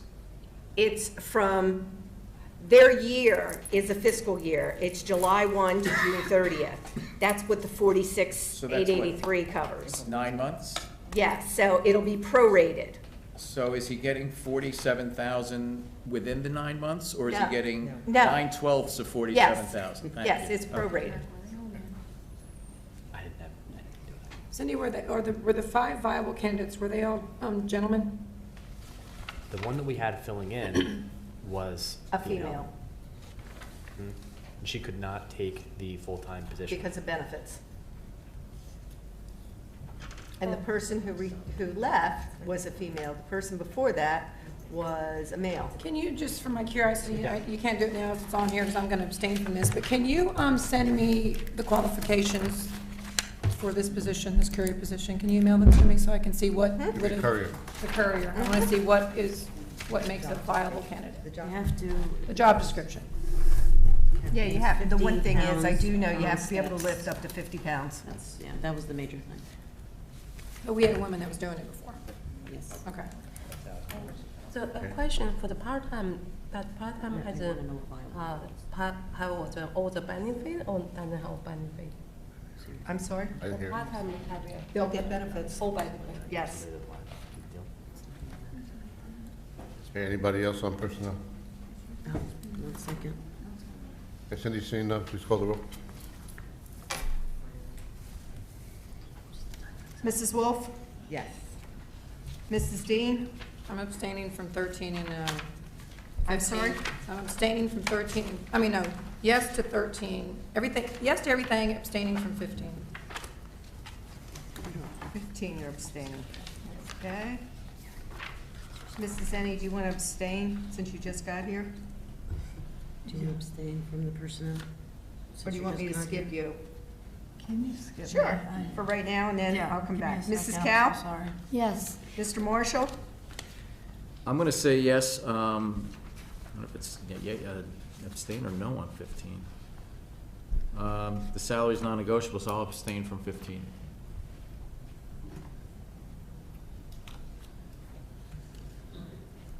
Mrs. Lou Riddell? Yes. Mrs. Matos? Yes, and abstaining on 15. Sarah, what do you want to do? I have to abstain from 15 and 16. Because I'm conflicted. Anything else? 15 in personnel? No, we're not in personnel. Here we are. Here we are. Oh, I'm sorry. Is that all you're on? Sorry, we're not, is Dara in the Yeah, first but Is she in the section? right section? Yes, she is. Okay. Take her to personnel. She's there.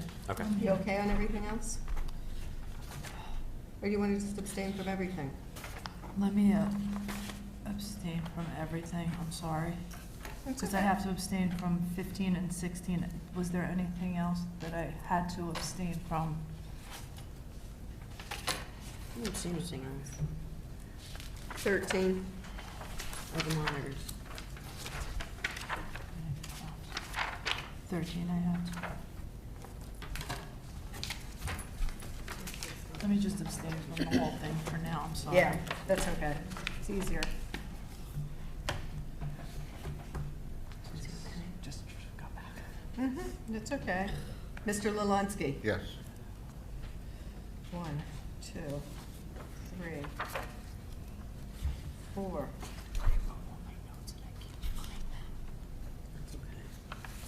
Didn't pass.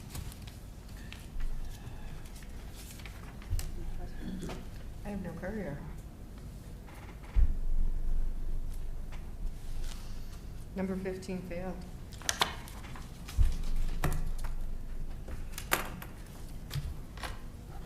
Okay.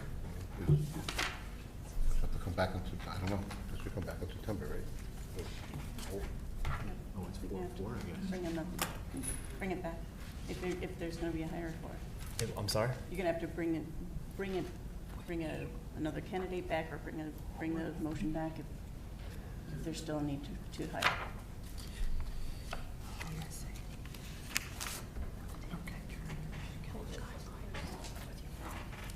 Well, I mean, this could have been handled probably a couple ways, as opposed to us starting school without a carrier going down like this. But it didn't pass, and there was no discussion prior to the meeting on it, which could have occurred, Yeah, I got a problem. but didn't. Okay. We have retiree.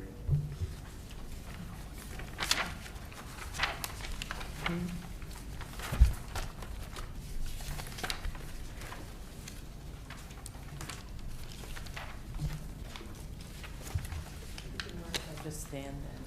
Sure.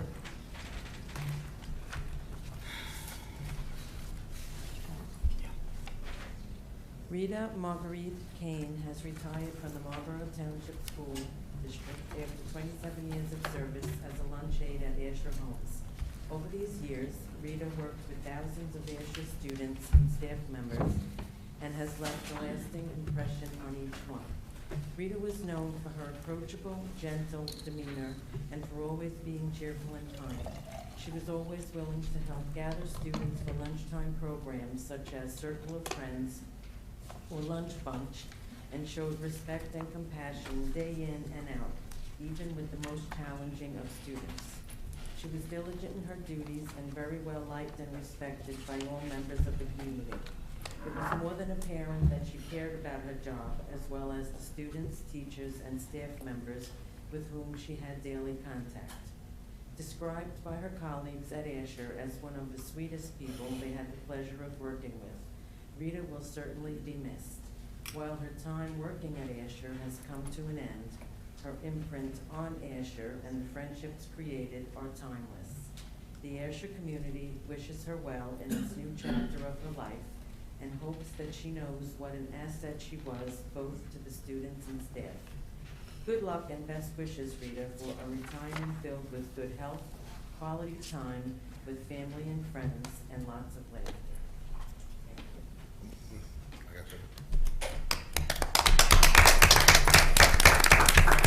Thank you. And on behalf of the Board of Education, we wish Ms. Kane a happy, healthy retirement, and we thank her for her 27 years of dedication to the students of Marlborough. Liaison reports. Anything from New Jersey School Boards? Monmouth County? Marlborough Township? PTA, PTO scope? We're in the middle of the summer, so Freehold Regional? Marlborough Township? Or the Educational Foundation? Nope, not this time of year for any of that. Committee reports, I don't believe we have anything on the agenda for committee. Do you have anything? We don't, but I just want to comment about something that we sent home to the board about this. I don't know if anybody has had a chance to look at this. Awesome. But I got to tell you, in the 3 months this gentleman has been here, this guy has done a whole lot of work in doing and going around and making this district. What we did was our new buildings and grounds supervisor that we hired, he actually, his 3-month anniversary was last week. And just to give you a couple highlights, they have painted all over the place. When your kids come back in just a couple weeks, you'll see lots of painting all over the place. You're going to see a lot of things done around the schools, a lot of fence work, etc. At Asher Homes, we painted 15 classrooms. We have stripped and refinished the floors. I got to tell you, we turned on Robertsville, the gym floors. You could actually see the lights. They looked like white lights, white dots on the gym floors and stuff. They shine so brightly. All the gym floors are going to look like that. All the floors were wax cleaned, the corridors, all the things.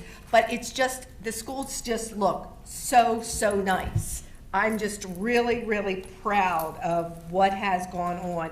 And one of the things that Eric and I both commented about was that our fields were gone through. He graded all of our fields before either one of us went through and said anything to him about it.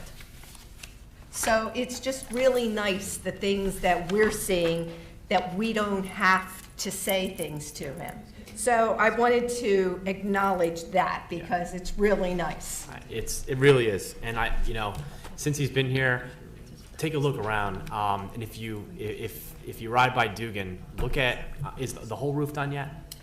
Just about, I think. Okay. We had the roof of Dugan essentially power washed with a chemical. It's gorgeous. It really is. We had parking lot. Oh, the parking lot's the paving, got it. Where right now they're pouring cement at Memorial with the pavers that we were tripping on. From painting fences to new fences to painting the storage bin behind Middle to planting to mulching to weeding. Cindy's example was, I ride by Middle, and one of my pet peeves, I hate when the ball fields have weeds. I hate it.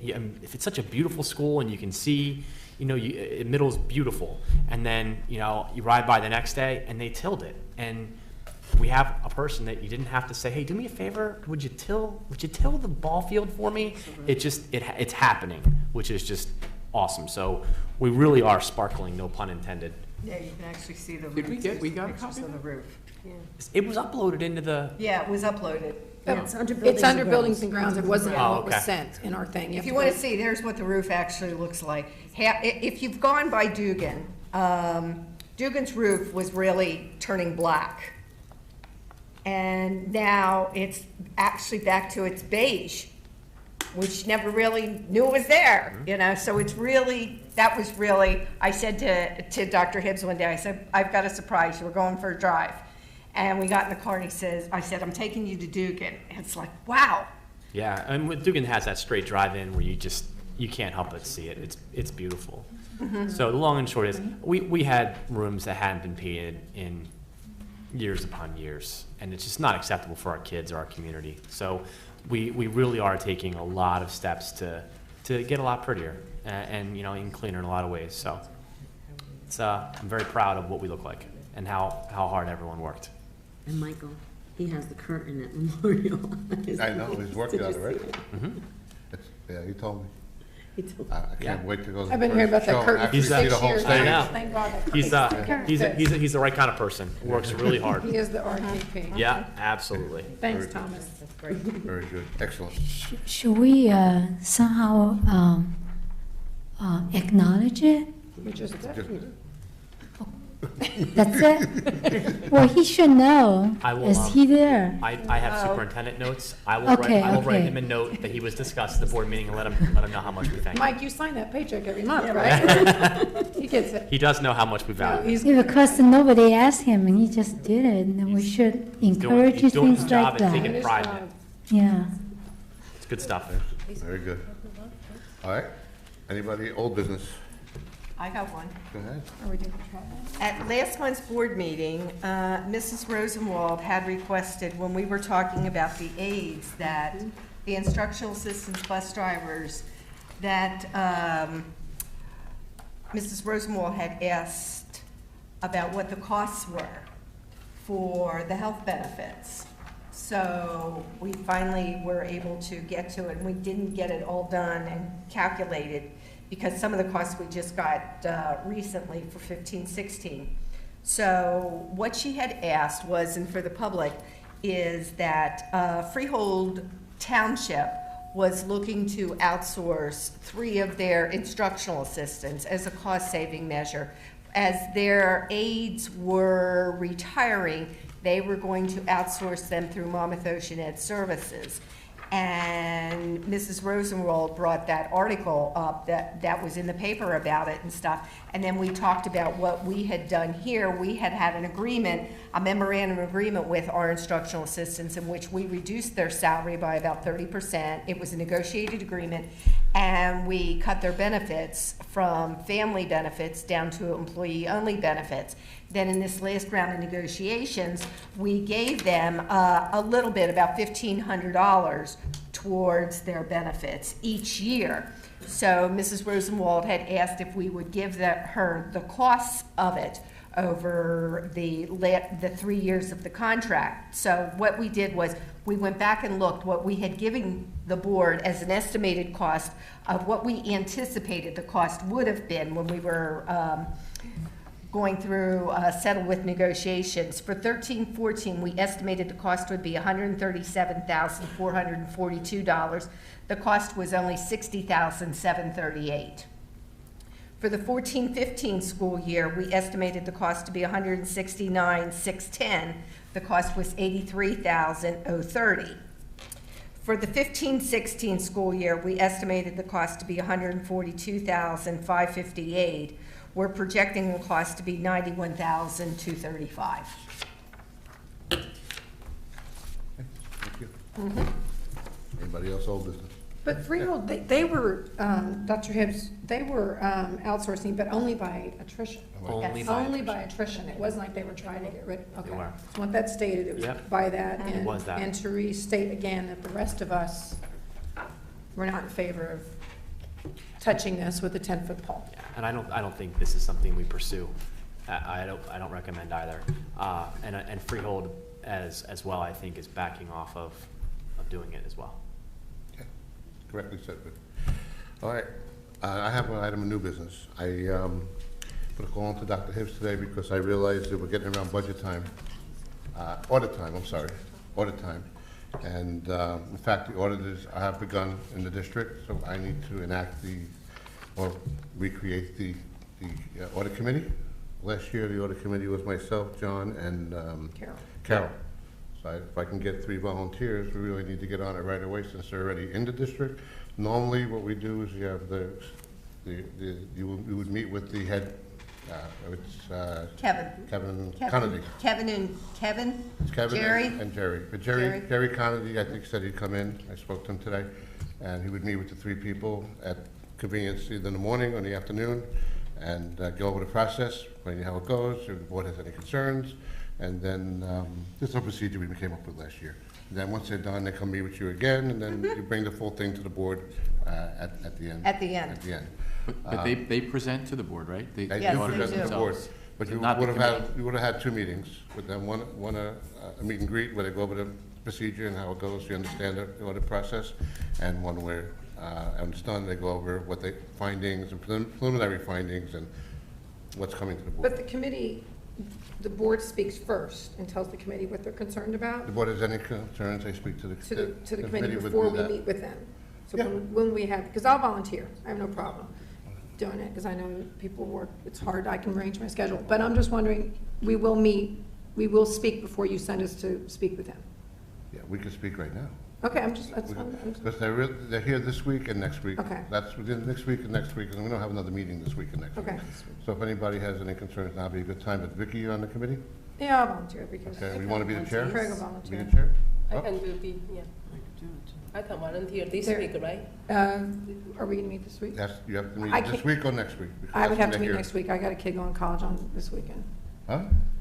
Wait, This week's would the bad. meeting be next week? I mean, We'll because be I would either love this to be week on or it, but I'm next not week, because then gonna, they're out of here. because I won't be here next week, but I, Could be this week, today's only Tuesday. Remember, just because they're out of here doesn't mean that the audit is complete. All they're doing now Not is even close. they're digging through all the financials to touch. I'm not telling you not to meet. I'm just Right. saying that if the purpose of what you want to accomplish is to be able to convey any sentiments at all, you can do that this week, you can do that next week. And that final doc won't be, is yeah, my nowhere. only concern is I would like to be on the committee, but I won't be here next week, so I would hope that's not a deterrent from it. Well, they're doing a lot of their field work these 2 weeks and stuff, but they will be back because one of the things is they're gonna get the gist of their field work done, but the problem is the state's gonna hold them up. There's 2 big things that the state's gonna hold them up on To October, you said. and stuff. Almost One is October and one's gonna be November. But this should have actually taken place before they even came into the building? Last year, we met when they first came into the building. Okay, so. After you hired them. That's- Yeah, okay. Yeah, He I would- can- And actually- and Jerry apologized because he is under the assumption that that was only a first-year thing, and we wanted to meet him, and then we'd have to do that this year. He didn't, because I said we have new board members, they don't understand the procedure, unless they sit down with you, they're not gonna understand the procedure, Okay. so. Yeah, I can do it this week and next week. I only do 4. Depends on- Really, we I had. think it depends had on the 3 this year. weeks. Yeah. All right. What are Whatever they, you this Vicky week said or right next away, week? Well, I can't do it this week. I got a you kid can't going do to this week, college. you can't do next. I can do it next week. How about hands? Who can do, who's interested, the ones that do it this week? How about that with a hand? I can do it Friday. Can you do it Friday? I can do I'll it cave and do Friday. it Friday. I could do it Friday later in the day is fine, I can do if it that, if Friday that works. also. There you go, there's I 4. can- Dara, Dara? Craig, I can Vic. do both Sarah, week. Craig. Yeah, I would like to, well. Dara, I can do Friday. You can't have 5. Yeah, me, Darren. Whatever you want. She's going to Craig. school. I'll make, can you Vic. meet Friday, Darren? Yes, I will go. Dara, and Joanne, that's 4. Done. Me, 4. Huh? 4. What? You, Craig, and these. Okay, we have Done. 4. Okay, I thought we were like 5, like we have. And we also said that everybody didn't have to make every meeting. So if we have 4, if only 3 can make a meeting, that's fine too. Okay, so Okay. I don't have to do it anymore. Debbie said she's going to do it. I was only doing it because Debbie, I didn't think she could. Oh, my God. I'm on every other committee, Michael. Let You Debbie raise your say- hand first. Well, because she just told me I can't do it, so I said I'll do it. Okay. Debbie's doing it. Okay. Put me on. If I can't do it, I'll call. Craig, myself, Joanne, I need Okay. Debbie or Vicky. Craig, She'll will you call chair, somebody. will you She'll- chair the her committee? people call I your need people. somebody to chair the I'm the committee to report alternate. back. Okay, Craig is gonna Can I chair the bring committee. Nico with his foot? Craig's Debbie, chairing it. Sarah will chair it, Debbie, Dara, and Joanne. I'm just holding Done. the chair. Okay, now, since they're gonna meet, does anybody have any, The baby, if you hey, Mrs. D? Yes, ma'am. Okay. Does anybody have any concerns that they would like the committee to You're bring? not gonna be there, correct? No, they're. Chaired by Craig. Chaired by Craig. Jokes aside. Yeah, I There's did it gonna be a lot last of year. jokes. I did last year, so what's the turn? That's what I'm saying, it's like everybody needs a turn. That's right. Yeah, Anybody have any good concerns? question is, last year you do the auditing, do you have like basic idea, what's the guideline, what do we need auditing, provide the input for the, do we do based on last year? No, nothing. It's a Not prescribed really. program Yeah. that the state does, that's. Okay. Yeah. The only thing that you would have, Joanne, what Michael's asking is there any specific concerns that you think are not going well that would fall under that framework that you would want to chime in on? In other words, if you thought the transfers were improper and you wanted them to look into our transfers, Okay. which they did last year, by the way, and everything was 100% legit. So if you thought transfers were improper, you thought something else in the regular procedures, right, am I saying right, is not being followed through, you want them to laser focus on that, you can ask as a committee to report back to the board on that. Catherine, is there a guideline anywhere as far as legally, how far the audit committee could ask, or are there boundaries for us legally? There's not, the auditors actually report to the board. They will basically lay out what their audit, or they should lay out to you what their audit's going to cover. I think that Mike's right, you bring your concerns, any specific areas of concern to the auditor that you want them to look at specifically, and then that's up to them on how they go ahead about and do it. Can board members simply email me their concerns, like I had give it to the chair? This way we don't have to sit here Yes. and go around the whole Yep, table as tonight. long as So you're anybody not can email me their emailing. concerns, That's and fine, I'll that I'll works send it to the That works chair. out better. That's the best way, okay? Now, did we determine which day we're meeting? Friday. Meeting? We're gonna shoot for Friday. What I'm gonna do is give Okay. It would be Craig. good for Friday, because Jerry's here on Friday. Good. What time is he here? What time is it here? I think after 11, Till the end of the day? yes. Friday. So what does afternoon mean for you? 2? That would be good. Anybody else Okay. good for 2? One second. 2 o'clock, I'll watch the baby. okay? For this Friday. Can't do it. All right. Okay. If you can't make two, I'll be there. I'm the alternate. I'll be there. Change my haircut, but I'll. Tag. Tag. You're it. Friday at 2. Okay. Sorry.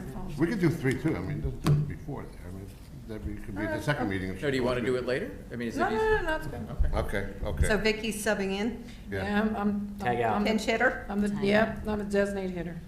okay. Very good. Any other new business, anybody? Seeing none, final public session, open to any item. Right there, one. I just need the name and address on the clipboard as well as the microphone. 5-minute rule applies like before.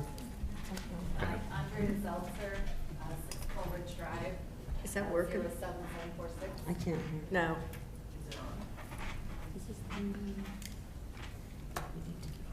We have super microphones here and over there. No, but those don't move.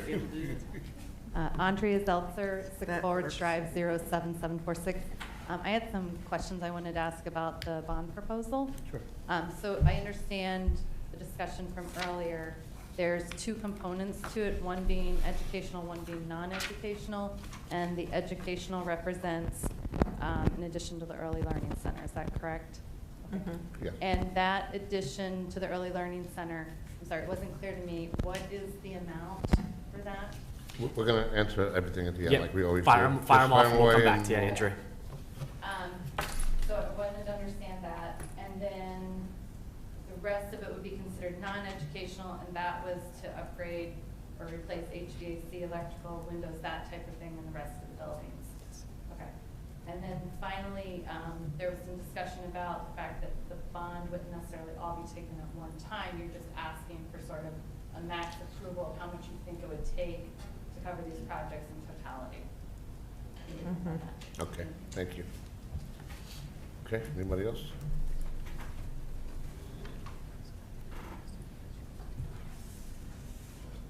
Gabazon, 2 Harvest Court.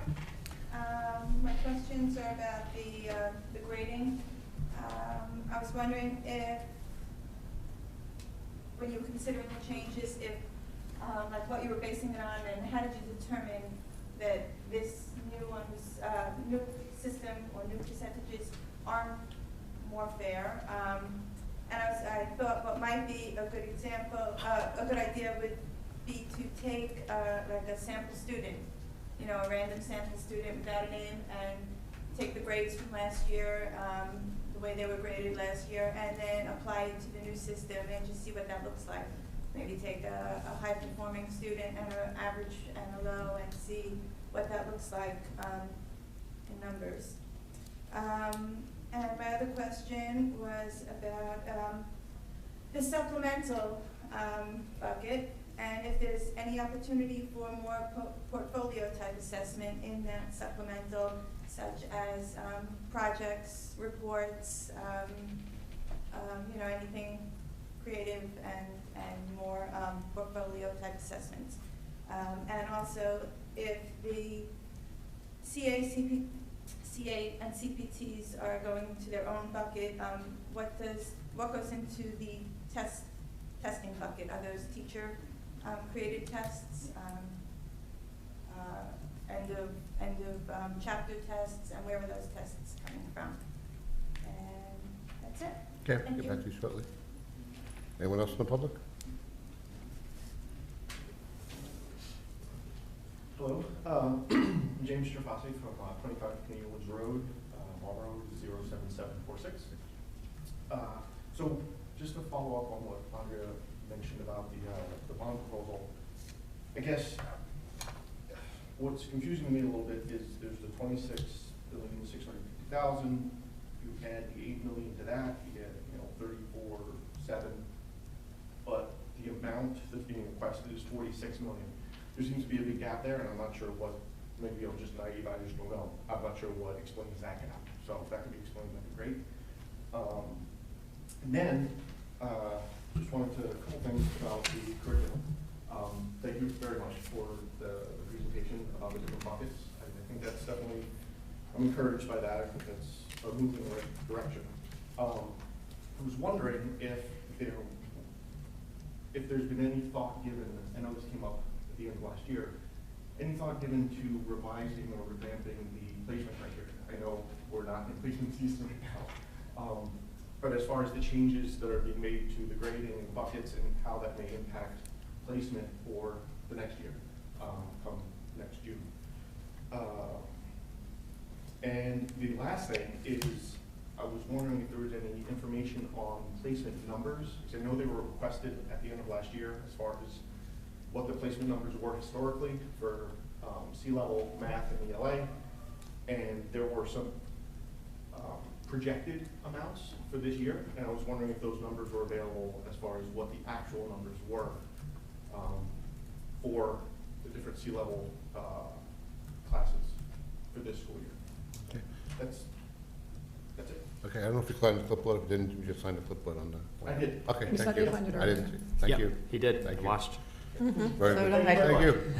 Anyone else in the public wish to address the board on any item? Okay, you want to take the first? Okay, I'll take the referendum questions.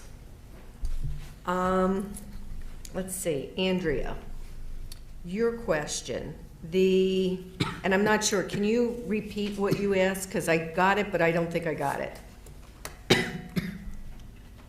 So the addition to the early learning. Right. Just in and of itself. It's 20,342,000. Okay, and that represents putting the second level on. Putting additional classrooms. 28 classrooms on. And those, that would have to be. It's two-story. It's 14 Yes. 14 and 14. 28 new classes. Correct. And that's just. And it'll be the cafeteria and rehabbing the commons area. In a gym, right? Yeah, well, the cafeteria Okay, gym, that's okay, all okay. one thing. Okay. Okay? And then my other question, you're gonna cover this, right? About- Discussion if of, you just confirm. no, Andrew, you were totally right. And that, what you said is exactly what Mhm. we would look to do, is not to take the bond all at Correct. once. So that the goal is to allow Memorial's debt, Memorial and Abbott Center's debt to go away, because we've refunded it over time and stuff. So what we would do is if we can, is try to get that paid off and structure so the and impact of the structure it so taxpayer that was there's minimal. basically no impact. If we can. If the bond were to pass, what is your intention in terms of when you would actually start building kindergarten? When do you think the project would be done and you would have the facilities available? You're mean. Well, look, $1 million question. when you're gonna building alone is difficult. Building up is even a teeny bit longer. The honest answer is it's not going to be done within It's the going to year. be 17-18 school year would be my guess. Okay. Can I ask a follow-up question to that? Or you want me to sit down? Let's answer the rest of our questions first. Okay, the other referendum, Bonnie, I'll hold off on yours if you don't mind to finish the referendum question, Mr. Strafasi. I have no idea how you got $30 million out of that. So, The 26.6 plus the 8. yeah, where'd you get 8 at? It says the proposed improvements include $8,103,000. In the second paragraph. That second paragraph.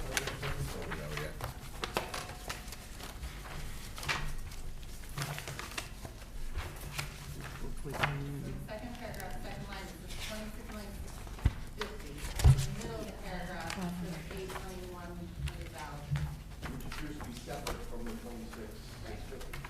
Can we get a page or something here? Page 12, page Thank 12, you. where the referendum questions are. Oh my gosh. That's why an attorney writes this and not a financial person? Usually takes that over.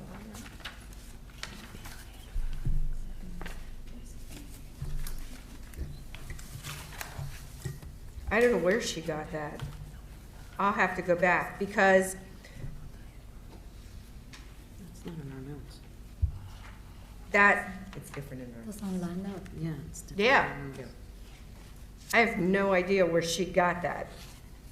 And I have to, it's our bond attorney. Within Yeah, I think you mentioned the $20 million number for. The 20 million is, the 20 million is 342 is the early learning center. And then the other piece, the 26,300,000 is the rest of it is the facilities. Right, and that kind of comes up to the 46. Correct. Right, and that's what was throwing me off, is that 8.1 million there, I didn't know where that belonged. Oh, I know what she, I think I'd have to juggle some math, but I think I know what she did. It's the way she has to write this from the state. This second paragraph comes from our PEC, which is the Preliminary Eligible Cost Program from the state. So that's where this is. This second paragraph is very confusing. Right, but that 8.1 million is not eligible for 40% state aid, right? I'm sorry? That 8.1 million is not eligible. No, it's not. 40%. No. That's what I was. Yes, no, it's not. It's not. No, and that's part of what's in the Abbott Center. So it's not. So, Cindy, No. would you like a recess a few minutes to look at it? Because we may have to bring it back with a no, it's right. It's right, because it comes off our PEC. That number is right, because I know where it's coming out of. The proposal as written in the. Yeah, it is. It is. I know exactly where it came from. But if you want to recess, I'll check it. You just want to double check, because I know under time frame, we can't wait till next month to re-amend it. No. Right? No, let's take a 5-minute recess and I'll check this So PEC. I'll make a motion to adjourn to recess for 10 minutes. Seconded Fine. by Victoria. All those in favor? Aye. Anybody against? No. So we're going to recess for 10 minutes. James, Going. how you doing, sir? How's the family? Going. Living the dream? Going. Are we ready over there? Good. Okay, we're back in session. Mrs. Baragoo. Yes, Your okay. findings are? Mr. Stravasi, very good question, but you can't add the 26 and the 8 to come up to 34 because one doesn't have anything to do with the other. The 26,650,000 has to do with the preliminary eligible costs. That is what the state will fund us on, okay?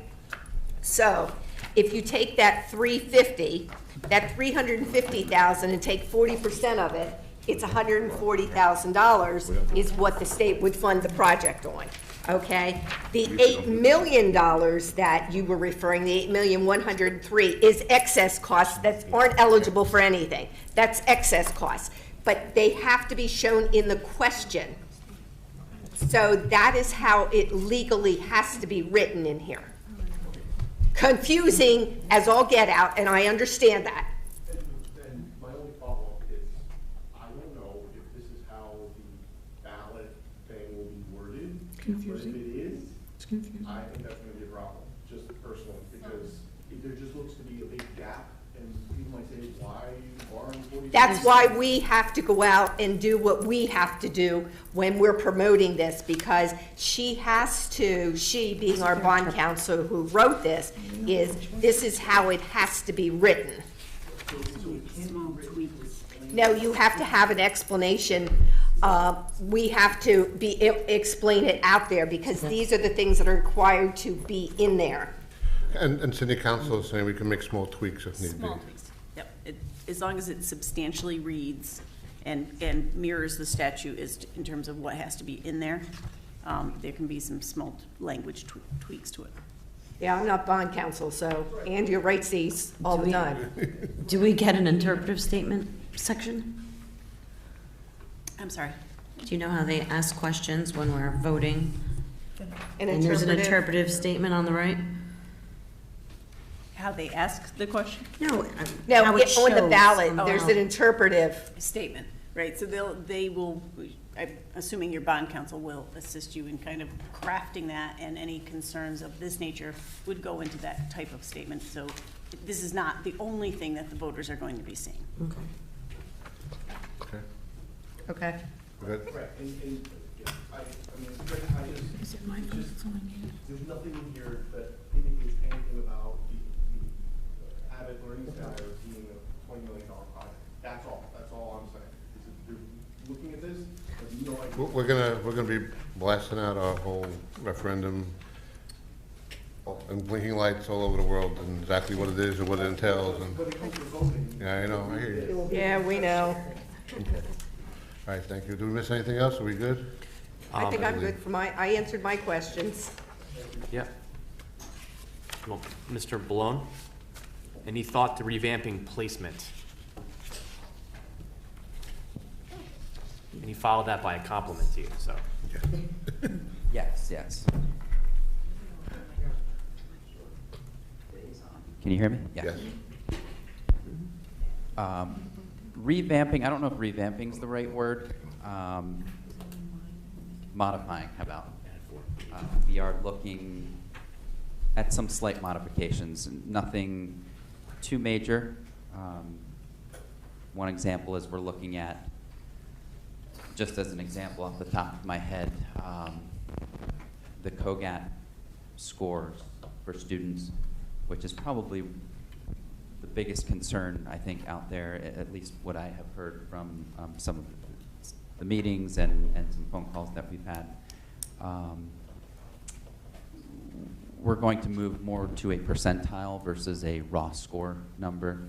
And in some cases, I should caution you, it actually makes it a little more difficult, in some cases. But not by very much. And in other cases, just depending on the grade level and the way that number falls, it could work to a student's slight advantage. We did run percentiles versus raw score cutoffs.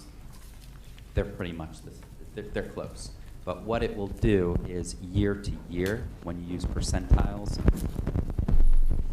it will give you, that raw score will move, right? A raw score from last year could be different than this year, and it could be different from the next year.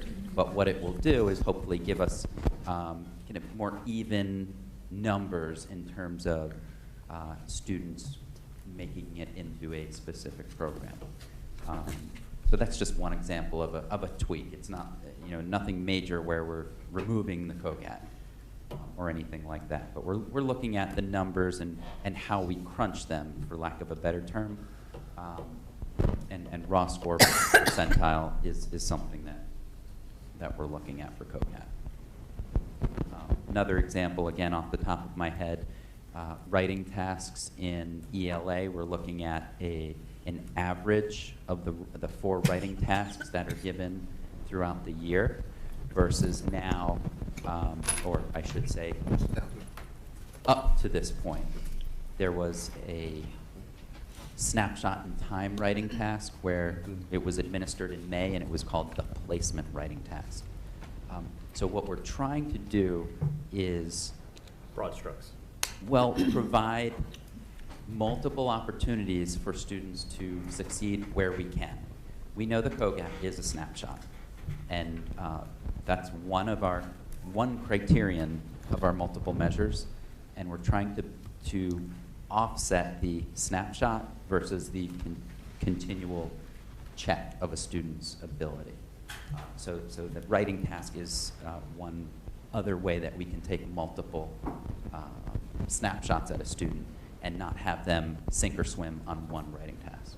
So those are just some of the modifications, I should say, not really revamping.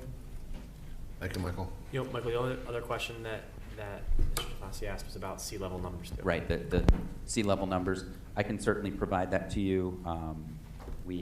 I believe actually, I shouldn't say that. Most of our schools, their classes are scheduled. We do have a few who are tweaking their schedules. When those official numbers come out, I will certainly report on them. Do me a favor, when they're out, so let's put that in the green notes for September, and I'll do his communication, and then if you're not here, we'll email it to you. Are we good now? I think we, thank you, Michael, as always. You're welcome. You're done.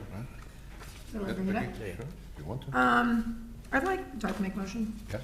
I'd like to make a motion if we could bring back item number under personnel, number 15 for reconsideration. During the recess, I was able to get a couple of my answers, and I don't want to hold this up because I was answered what I needed to hear. You need a second. So if somebody, okay, I'll make a motion. Okay, second, Robin. Second by Robin. All those in favor of reconsideration, right? Of motion number? Number 15 on personnel, reassignment and transfer non-certificated staff. Okay. All those in favor of reconsideration? Aye. Okay, we have a majority. Anybody against? One abstainer? Yeah. Okay. Well, we have a majority. So you can reconsider it. So we can reconsider it. So is there any further discussion before Cindy takes a vote? Wait, what are we doing now? Okay. We're voting on it. Well, is there new information? No? Vicky's bringing it up for reconsideration. She has second thoughts, so she wished to bring it up for reconsideration. My questions were not so, I just wanted to know the viable, like what did it mean to have a viable candidate?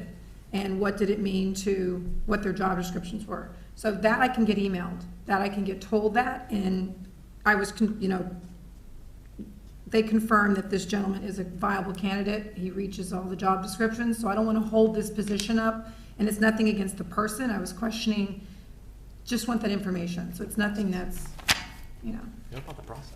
I'm all about the process. Me too. And you need that. Me too. And we need it for the beginning of the year, and I don't want to hinder this district by, just because I had some questions. I mean, really, I would have voted yes had I not, if I thought it was going to fail, I would have gotten the questions later. In all honesty, I would have said, Cindy, because I asked you for them, because I didn't want it to hold us up. Well, you just would have had a superintendent who was not only an HR director, but I'd No, also I probably would have I get to drive the box truck. No, I would have probably had to volunteer me and my navigator, and I would have to drive around. I didn't want to do that. Okay. You can lift. I can lift 50 pounds. All right, any further discussion on the reconsideration of the motion?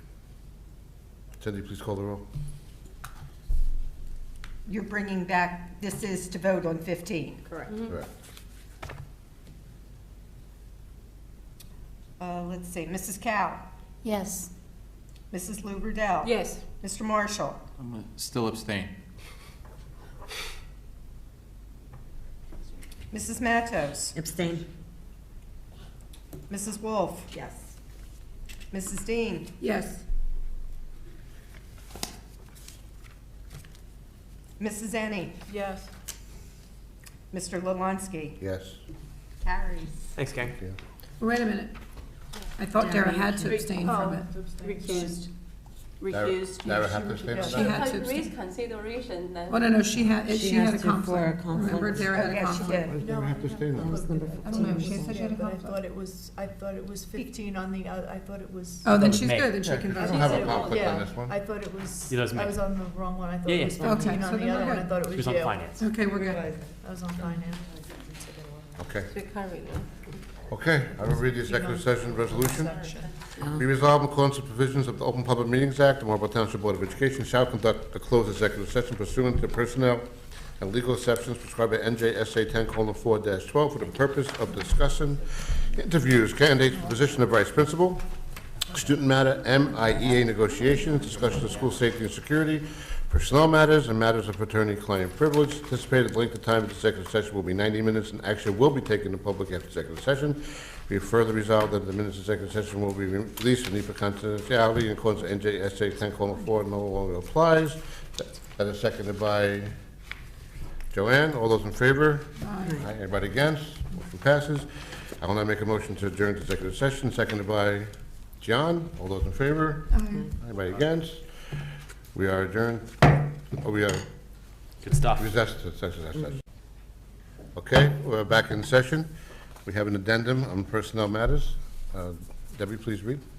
Personnel matters, the superintendent of schools submits the following resolution for approval. 27, employment vice principal. I so move. Thank you, Debbie, seconded by John. Any discussion on the addendum? By who, Gian? John. Got it. Okay, seeing none, can you please call the roll? Mrs. Dean? Yes. Mrs. Ennie? Yes. Mrs. Lou Riddell? Yes. Mr. Marshall? Yes. Mrs. Wolf? Yes. And Mr. Lalansky? Yes, and Mrs. congratulations. Mrs. Oh. Matos, I'm sorry. And the And chair. Mrs. Cow? Oh, I'm Yes. sorry. I went down the line and missed, Okay. I'm sorry. It's late, it's late. It's just after It's not 10. that. We have a couple hours left. Okay, rewind. Yes. Now, congratulations. Now. Welcome to the family. Wish you the best of luck and a long career with us. Thank you. Okay. I'll take a motion to recess back to Zach by Debbie, seconded by Craig. All those in favor? Aye. Aye. Anybody against? Okay, we're gonna go back into Zach. Madison.